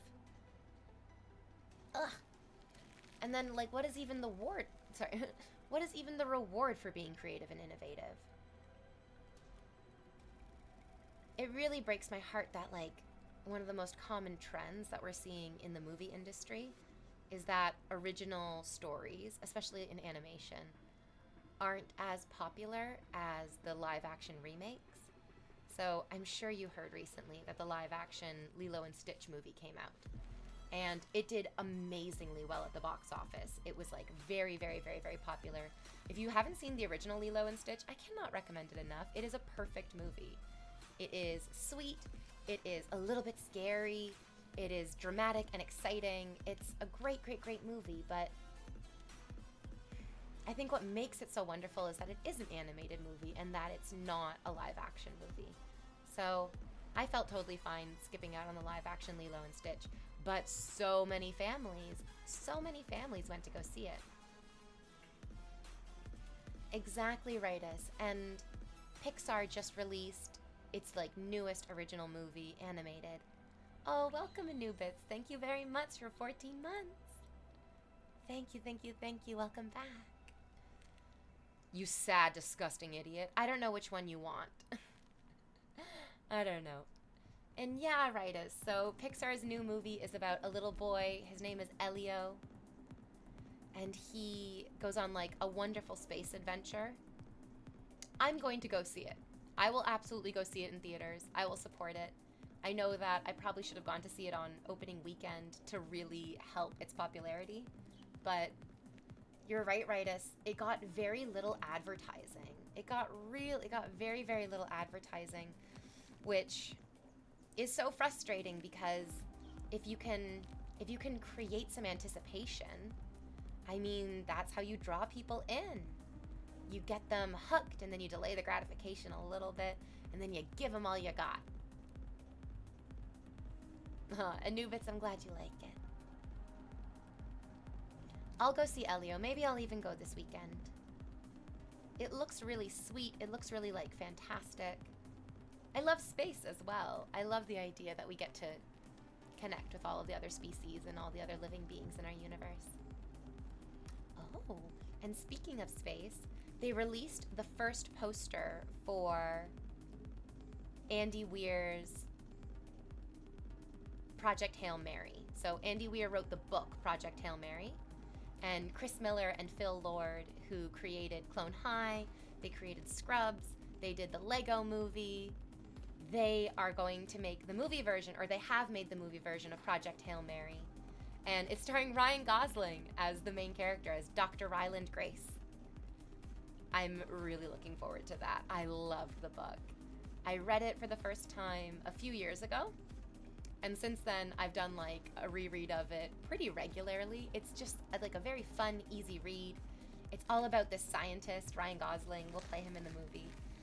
It's about this scientist, Ryland Grace, who wakes up in a space shuttle, in a like rocket, in a brand new solar system. And he's there to try to prevent a like global catastrophe that is taking place on Earth. He's gone to this new solar system. It's called Tau Ceti, is the solar system that he goes to. And the book is really, it's just like a fun read. There's a good mix of all the stuff that I was talking about before. Like there's mystery, there's intrigue, there's moments of levity and humor. There's also like really scary, intense moments because you're, you know, floating in the vacuum of space, a billion miles away from home. It's not necessarily just a walk in the park. It's great though. You should check out the book. I was reading the comments on the poster that was posted, and everybody was going nuts over the audiobook of it. I haven't listened to the audiobook. I'm not really one for audiobooks. I've never really listened to any audiobooks, actually. But I guess I should because I enjoy a podcast and I love reading, and it seems kind of just like the combination of the two. So people were going, they were raving about how good the audiobook is. So check out the audiobook if you can, if you don't feel like sitting down and reading a book. And also you can just wait for the movie to come out next year. Yeah, I think the poster said that it was going to be released in 2026, so not this year, but next year we'll get to go on that big space adventure together. Shane says, I'm still waiting for WALL-E 2. I'm okay with them not making a WALL-E sequel. I have never heard anything about a WALL-E sequel. I don't know if that's in the cards. I don't know if that's a possibility. But I'm totally okay with them not making a WALL-E sequel. I felt like WALL-E was just such a perfect story. It had a really, really strong beginning. It had an absolutely gripping and fascinating middle part. And then the climax of the movie is very simple, very effective, and deeply heart-wrenching. I think WALL-E was perfect. And sometimes what happens when they make sequels is that they can sometimes ruin the original movie. Like, there was one of the Shrek sequels. I think it was the 4th Shrek movie. Or maybe the 3rd. I can't remember exactly. I can't know off the top of my head. I didn't watch it either way. But Shrek wishes that he had never saved Fiona from the tower. And then they go back and they show, it's like a Wonderful Life type thing, where they go and show how much worse off everybody would be without this happening. I think it is the 4th one, yeah. And I don't like that. I don't need a what if. I didn't like it. I don't want it. I didn't even watch it. It made me feel gross. Get that out of my face. Derek Lee Ketchum says, I agree. There are so many Pixar films, they're not getting enough advertising.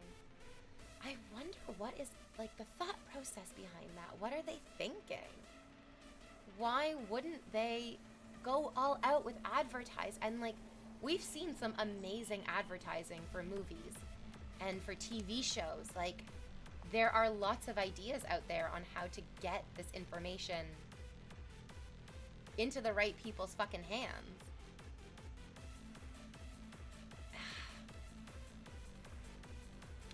Is it Disney self-sabotaging? I mean, I guess so. What else could be the answer for it?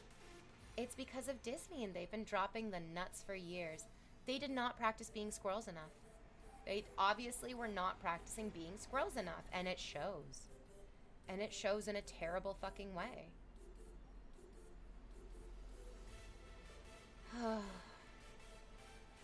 That's disappointing. Well, I'm going to really enjoy going to I can't even speak. I'm going to really enjoy going to see Elio. Whoa. I do not know how I wanted to mix up those consonants and vowels, but it was going to be mixy. It was going to be wild and mixy.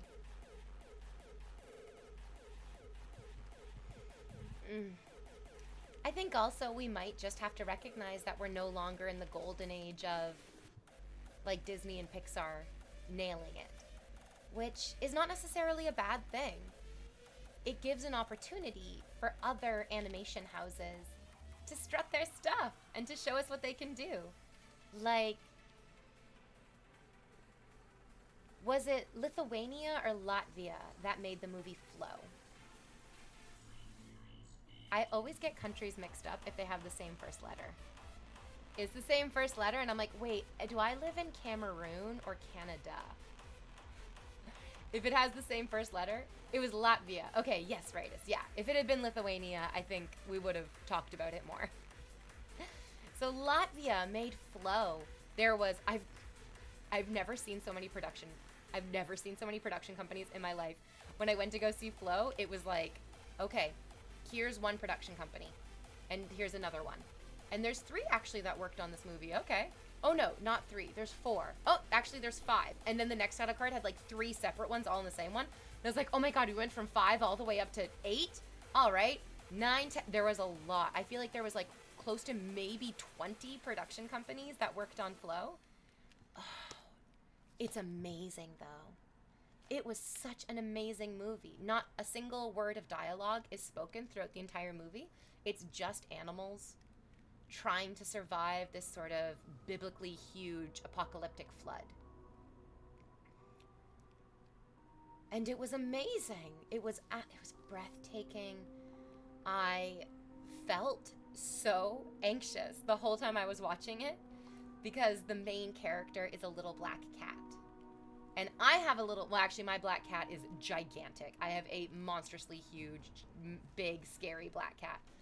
But even still, I remember when she was a teeny tiny little kitten, just like the cat in the movie, and watching that cat like get blasted away by water, picked up by birds, and flown through the sky, like trapped in different various places and circumstances.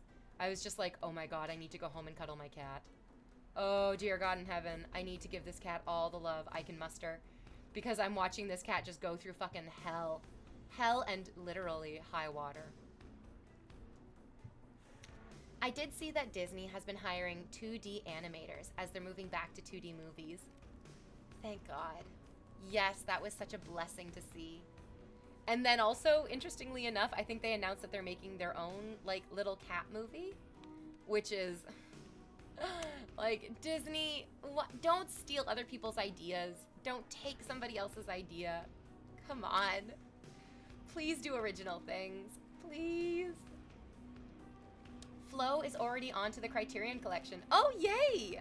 Oh, good. I'll give that another watch then. I loved it. Derek Ketchum says, what's sad is how all in Disney seems, all in on their live action remakes. DreamWorks already knocked it out of the park with their live remake of How to Train Your Dragon.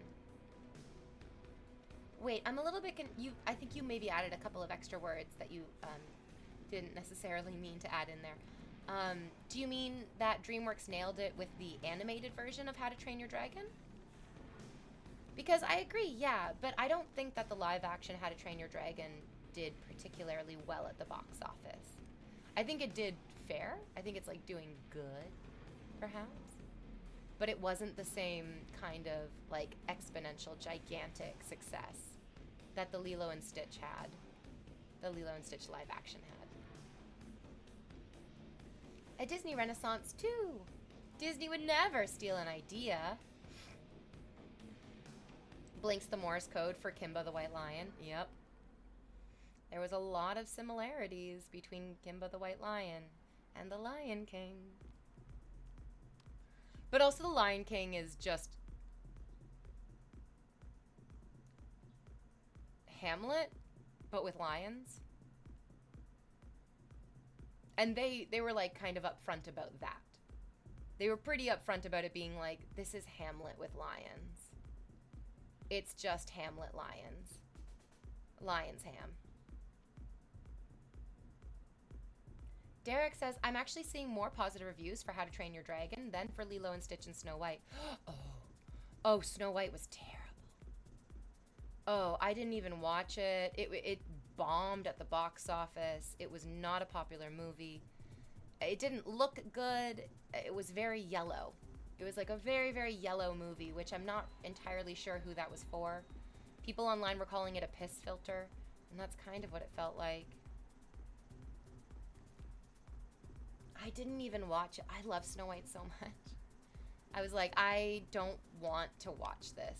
And what I heard from most people, and mostly online, because I don't even know anybody in real life who went to go see it, and I know lots of people with kids, and I didn't hear any of them talk about taking their kids to go see that one. They said that Rachel Ziegler did a great job, that she was like very sweet, and she sang really beautifully, and that she was pretty good in the movie. But often what was said online was that like she was kind of the only good part of the movie, and there wasn't like a lot of other parts that were really great. Which Snow White needs to be like an ensemble. It's her and the Seven Dwarves, right? It can't just be Snow White. She's got to have that like great chemistry with the Seven Dwarves, and you have to like those Seven Dwarves. And I did not like the look of those Seven Dwarves. They made me scared and uncomfortable. I wasn't into it. They hit the exact center of the uncanny valley for me. They were not my favorite things. And so I not only just didn't want to watch it, I felt repulsed by it. So I was like, I do not want to watch these creepy CGI little men. I much would have preferred to actually have real actors playing that role. But of course, we all know about the Peter Dinklage controversy and how he spoke really negatively. He like spoke really, really negatively about little people, people with dwarfism, being typecast as like mystical creatures and like side characters.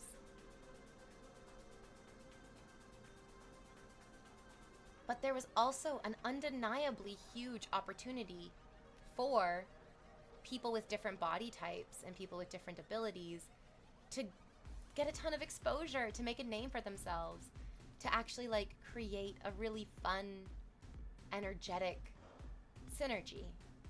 I don't even know if that's the right word, but I'm using it. Kimba had a singing antelope and parrot, not at all like the meerkat or the warthog. Very different, very different. This is Zazu Erasure. There was a singing bird in Lion King as well. Disney's live actions have sucked since the beginning. Oh, I went to go see Cinderella in theaters with my Disney princess friends because I was working as a Disney princess at the time. And Cinderella live action was amazing. The Cinderella live action was so good. Cate Blanchett as Lady Tremaine knocked it out of the park. I love that they gave the prince a lot more personality. It was wonderful. I really, really loved the live action Cinderella. Thought it was great. I went to go see the live action Beauty and the Beast and did not love it as much, but I still cried my eyes out like I was a little baby. It still got me in my feels, even if I could recognize there were definitely some parts of the movie that were not as good. They didn't live up to the animated counterpart.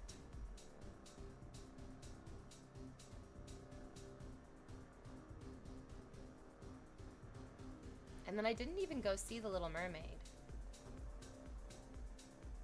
I did not go to see Mulan. Oh man, I feel like I'm being kind of racist right now because I'm like, visible minority princesses, skip those ones. It was more that I was already kind of burnt out and I wasn't working as a Disney princess anymore. The Beauty and the Beast remake and the Cinderella remake both came out while I was still working as a Disney princess. And then Mulan and The Little Mermaid came out after I had already been done princessing. And I kind of grew away from the princess. I mean, I still love it. It makes you really happy. I literally have Mrs. Potts and Chip right here with me on stream every single day. Because I still do love my Disney roots and my Disney upbringing. And I played Ariel too, and I really liked playing Ariel. I had no problem with Halle Bailey's casting either. I don't think there's any problem with changing a character from being one skin color to another skin color. I think that was like a totally fine choice. And speaking of, did you hear that Denis Villeneuve has been signed on to direct the next James Bond movie? I'm really looking forward to that. Denis is a wonderful director. He's done amazing things in the sci-fi genre and like really nailed the action sequences within all the sci-fi work that he's done.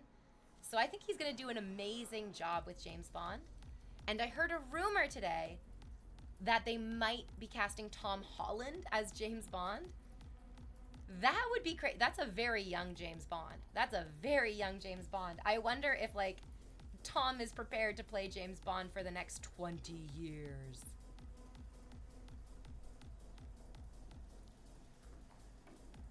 I don't know. I don't hate it right away. I am kind of in the camp that I'm like, give us a black James Bond. Give us a black James Bond. The world wants a black James Bond. I'm the world and I want it. I watched Mulan, not in theaters though, and I honestly forgot that I was watching Mulan at one point.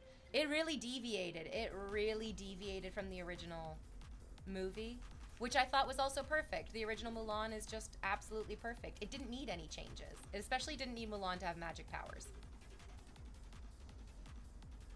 which I feel really defeated the moral of the story, which is that anybody can fight.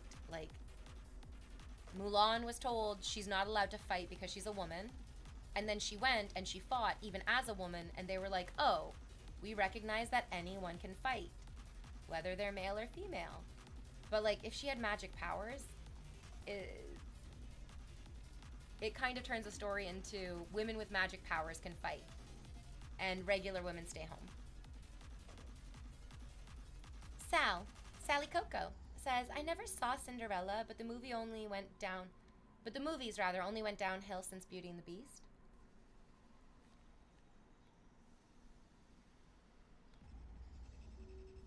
I haven't paid close enough attention to them, but then I think that like kind of speaks to exactly what you're saying. That very rarely in any of these live action remakes is there something that really grips the audience to come back to it. Unfortunately. So they're going to make another James Bond soon. Nice. I wonder who will be Bond. I'm not sure, says Shane, that Tom Holland's a fit, but it's hard to tell until it's done. I wish it was still Idris Elba from a few years ago, but he's probably too old now. That's the thing. Idris Elba would be an amazing James Bond, but it's like we've done a lot of old James Bond. That's true as well. Do you remember when Daniel Craig was cast as James Bond and so many people were upset about it, and then we all ate our words? I mean, I wasn't upset about it. I thought he was fucking great. I knew he could be really powerful and intimidating. He was in the Elizabeth. He's in so many fucking movies. But him playing the like terrifying monk in the Elizabeth movies was great. Absolutely fucking phenomenal. It was really scary.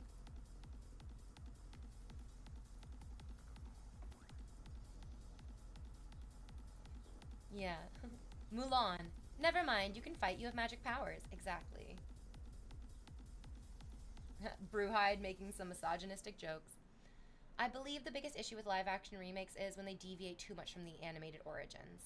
Yeah, like getting rid of Gantu in Lilo and Stitch. Why would you remove that character? He was so important. Oh, the live action Jungle Book was decent. I've heard that. I've heard that from some people, yeah. Idris Elba could be a gritty M who used to be 007? Perhaps, yeah. Why not? Yeah. In the books, James Bond was 37. Yes, this is true. But also in the books, James Bond is not described as being particularly handsome. And we kind of threw that out the window and cast Pierce Brosnan, who is arguably the most handsome. So it's okay if our movie counterpart of James Bond isn't a perfect one-to-one recreation of the book. I'll be right back, guys. Don't go anywhere.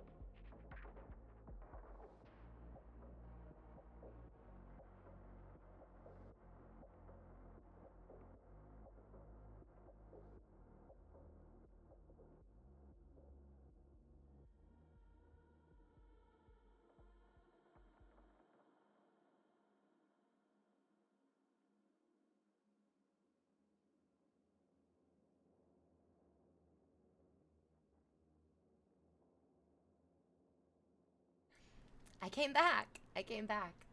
And North Countryman, wait, I've read a number of the James Bond books. I do not remember a part in the book where James Bond believes that gay people can't whistle. From which end? That's crazy. What the fuck? Amazon wants an under 30 actor, but I feel Bond needs to be a bit older depending on the story. I mean, I think it'd be pretty interesting to see him work up to becoming a 00. The only time we saw him before he got his 00 status was just at that very beginning little snippet of Casino Royale. And so it might be interesting to see, like, we've gotten so many introductory, like, this is their how they became story from so many other characters, but not from James Bond. So I don't know, I don't hate the idea. I just also realized that so many people hated Daniel Craig being cast, and then they were so wrong because he did an amazing job. So now I'm just like, I feel like any actor can do it if we give them a chance. Yeah, if you watched Luther, you know Elba's too good to play Bond. Oh, shit. Oh, yeah. Daniel Craig was 38 in Casino Royale, yeah? We stagnated because we tried to be immortal, but nothing has come of it in 50 years. Oh, okay. Thank you for the subscription. Welcome. Wait, I'm confused what that other chatter is talking about. Am I supposed to know what he's saying? I'm full of confusion. Okay, good. Derek Lee Ketchum is also confused, yeah. Yeah, yesterday we were talking about the moon. The moon, what kind of cheese is it made of? Is the moon alive?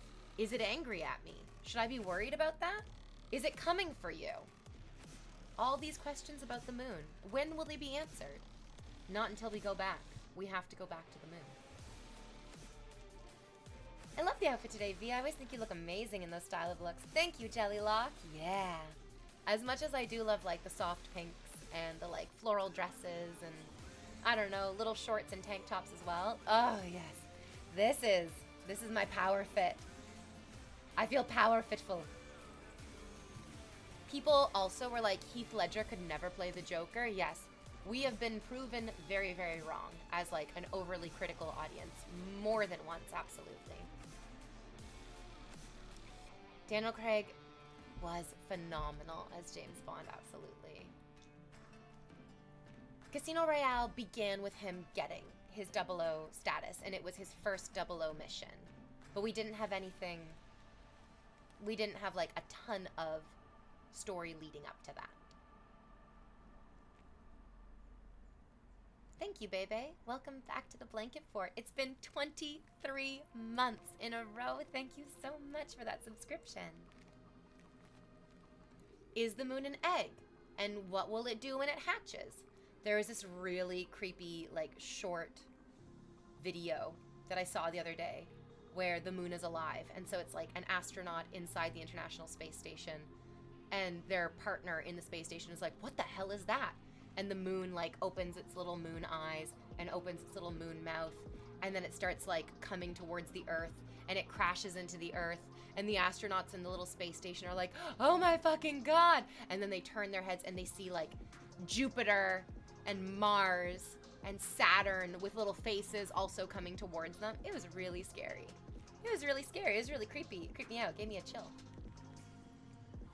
Cheese Moon reminds me of Wallace and Gromit. Oh, and I love anything that reminds me of Wallace and Gromit. Curse of the Were-Rabbit is mandatory viewing every single Halloween. Every single Halloween. Cast Studios says, I miss the smoking streams. Oh, I don't even smoke weed anymore. I quit. I'm glad that I quit. I think it was for the best. Woo, says Daddy Canada. This outfit is stunning on you. I'm glad that you're stunned, baby. Get stunned, bun hun. My bun hun. Ben Affleck can't play Batman. Oh, well, maybe that one is right. I never watched it. I was like, I don't know if this movie's for me. It was not for me. It might be for other people, but it was not for me. And that's okay. Not everything is for me. Oh, yeah. Where am I? Oh, I'm in heaven, and there's an angel in front of me. That's fucking right, bitch. This is how angels speak. This is how angels dress. Get heavenly, you bastards. He was so good as James Bond that he managed to break Dave Bautista's nose. For real? Oh, shit. Oh, fuck. You gotta suffer for your art.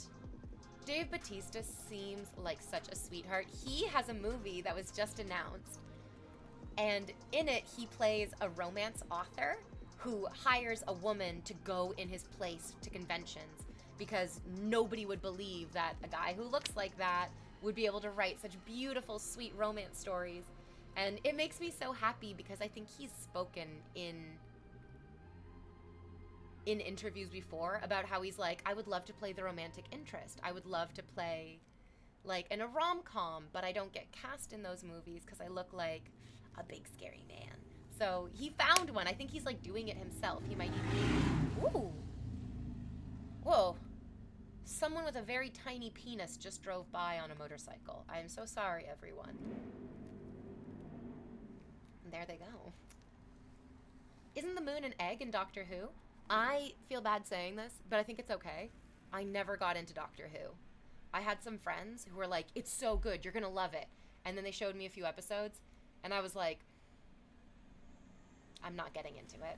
I'm not getting into it, I'm sorry. Yes! During their train fight, he broke his nose, and Daniel Craig was so scared. Yeah. Yep, that would be... I would also be terrified that I just broke a gigantic muscular man's nose. I'd be like, oh, okay, he's gonna tear my head off next.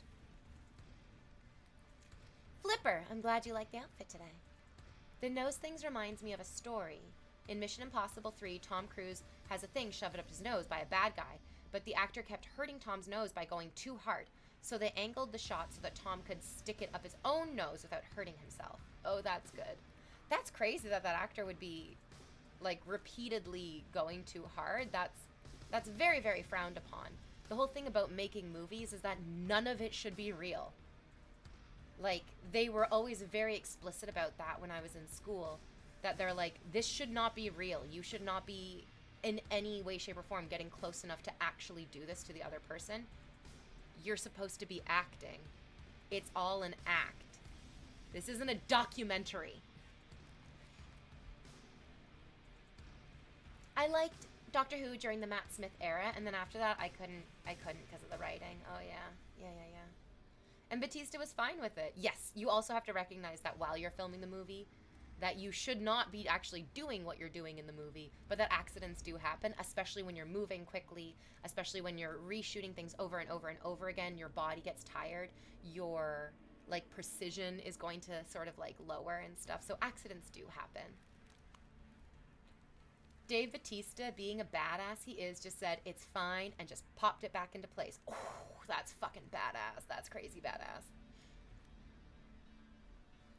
Yeah, that other actor did not like the joint Scientology forms that kept being slid under his door.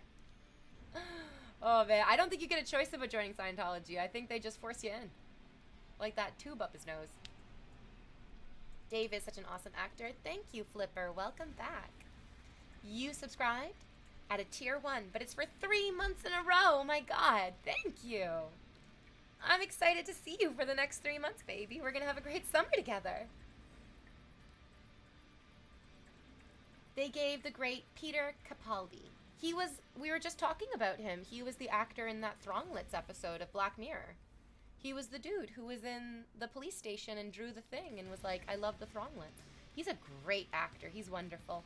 I love him in the Paddington movie because at one point his character calls the Brown house. It's the family name is Brown. So he calls the Browns at home and he's trying to tell them about like the evil plot that's happening. And the dad, Hugh Bonneville, on the phone is like, it's our neighbor, and he's speaking in a funny accent. And that's just Peter Capaldi's real accent. That's just how he normally speaks. But people are so used to hearing him sort of put on a different accent. It's so funny that they called his regular accent some weird little accent. It's very cute and very funny. Sona Farnes, welcome. Thank you. You look fire today. Yeah, and I'm not too hot. And I'm not too hot. I was somebody, the first person who came into stream was like, "Aren't you going to be so hot and sweaty in that outfit?" And maybe he was just trying to like get me to play into one of his fetishes. Maybe he's got a sweat fetish. But no, it's actually been very cool today. Real hot and real cool. Did you watch Paddington 3? I didn't. I haven't watched Paddington 3 yet. Talk about another movie that really suffered from lack of advertising. I did not see a single advertisement for Paddington 3 while it was in theaters. And I think it should be getting onto streaming services soon, so I guess we can jump on Discord together and we can all watch it together if you'd like. Oh yeah, we can watch it next week on Discord. It's on Netflix now. Yay! Yay, let's watch Paddington 3 next week. I've not seen Black Mirror, but I saw that Netflix made a Thronglets mobile game and you can download it through the Netflix app. Oh yeah. Oh, Rightus. Do yourself a favor and watch some episodes of Black Mirror this weekend too. It is awesome. There are so many interesting little bits of the stories, just really great acting. Even if you don't love each of the individual stories, you cannot deny that the performers in every episode are giving it everything. Giving it their heart and soul every time. Sam Dog said, I asked a friend who is a chef if he ever served. I asked my friend who is a chef if he ever served an almost raw steak. He said yes, but it's rare. Amazing. It's amazing. It's so good. Sorry I got the emphasis wrong the first time I said it. I don't know what I thought I was saying. Flipper, enjoy your chores. I love a good boy who works hard. I've seen one episode of Black Mirror, and I'm not gonna lie, it freaked me out. Yes! Yeah. It's terrifying. It's not a feel-good show. You don't get to the end of any episode and go, oh, I loved that. You get to the end of every episode and you go, I'm right to be afraid. I'm right to be afraid. I should probably be more afraid. I could stand to be a little bit more afraid. It was an episode where a dude put himself in a video game and it was like a never-ending nightmare. That one is so good. That one is so good. That is probably one of the more disturbing ones for sure. That's a great place to... Oh, you know what? San Junipero? That was actually a really nice... That one was really nice. I guess I forgot about that one. I kind of forgot that was a Black Mirror episode. In my mind, I think I thought it was... I think I categorized it under Love, Death, and Robots. Which is very similar, but also quite different.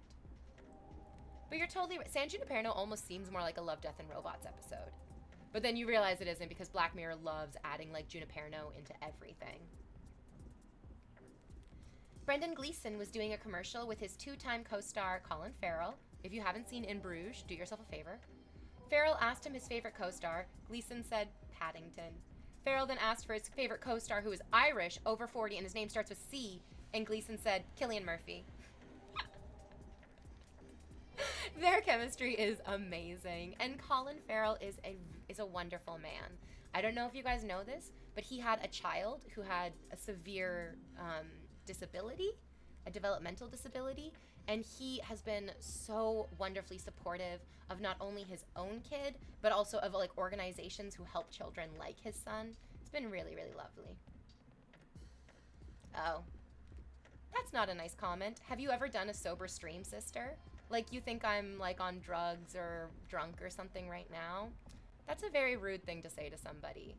I'm very proud that I quit smoking weed and that I don't drink alcohol. I think you should go fuck yourself. Yeah, you're an asshole. Again, people just are like, I need to cut you down because you are obviously in front of me in an undeniable way, and that's so fucking rude. What a shame.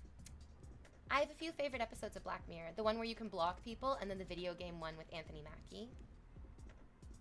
Oh, Striking Vipers? Oh, I'm glad somebody liked that one. It was not my favorite. Oh, Love, Death, and Robots is also a really good show as well. It is a very, very good show as well. Again, kind of hit or miss, not every single segment, but the segments that are good are fucking amazing. Yeah. Love, Death, and Robots is so good, except for that one episode last season, but otherwise it was phenomenal. Yeah. Brendan Gleeson is amazing in everything he's in.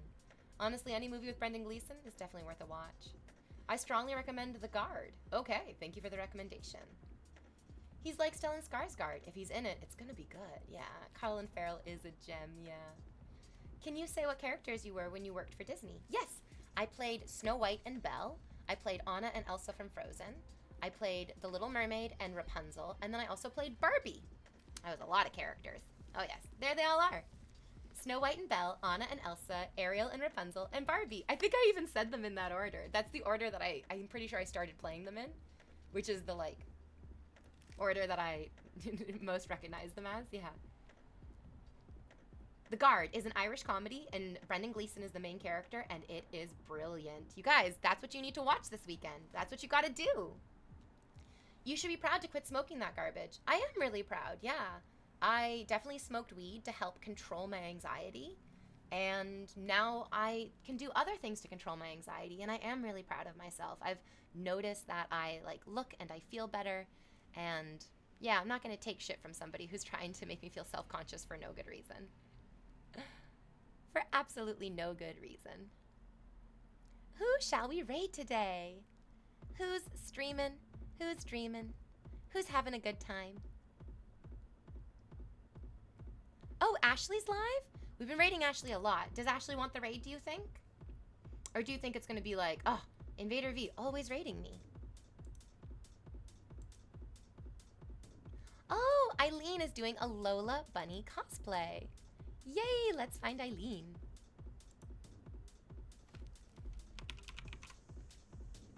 There she is. Wait, is she playing Date Everything as well? Yeah, Lola is here. Happy Feral Friday. Very cute. Hooray! Okay, go enjoy, guys. Thank you so much for spending the day with me. Thank you so much for all the gifted subs. And thank you so much for the wonderful conversation. I had a great day, and I hope that you guys did too. Have a good rest of your weekend. Ashley always loves the raids. Okay, good. That's good to know. I'll keep sending them her way too. I hope you have a beautiful weekend, and I'll see you guys on Monday.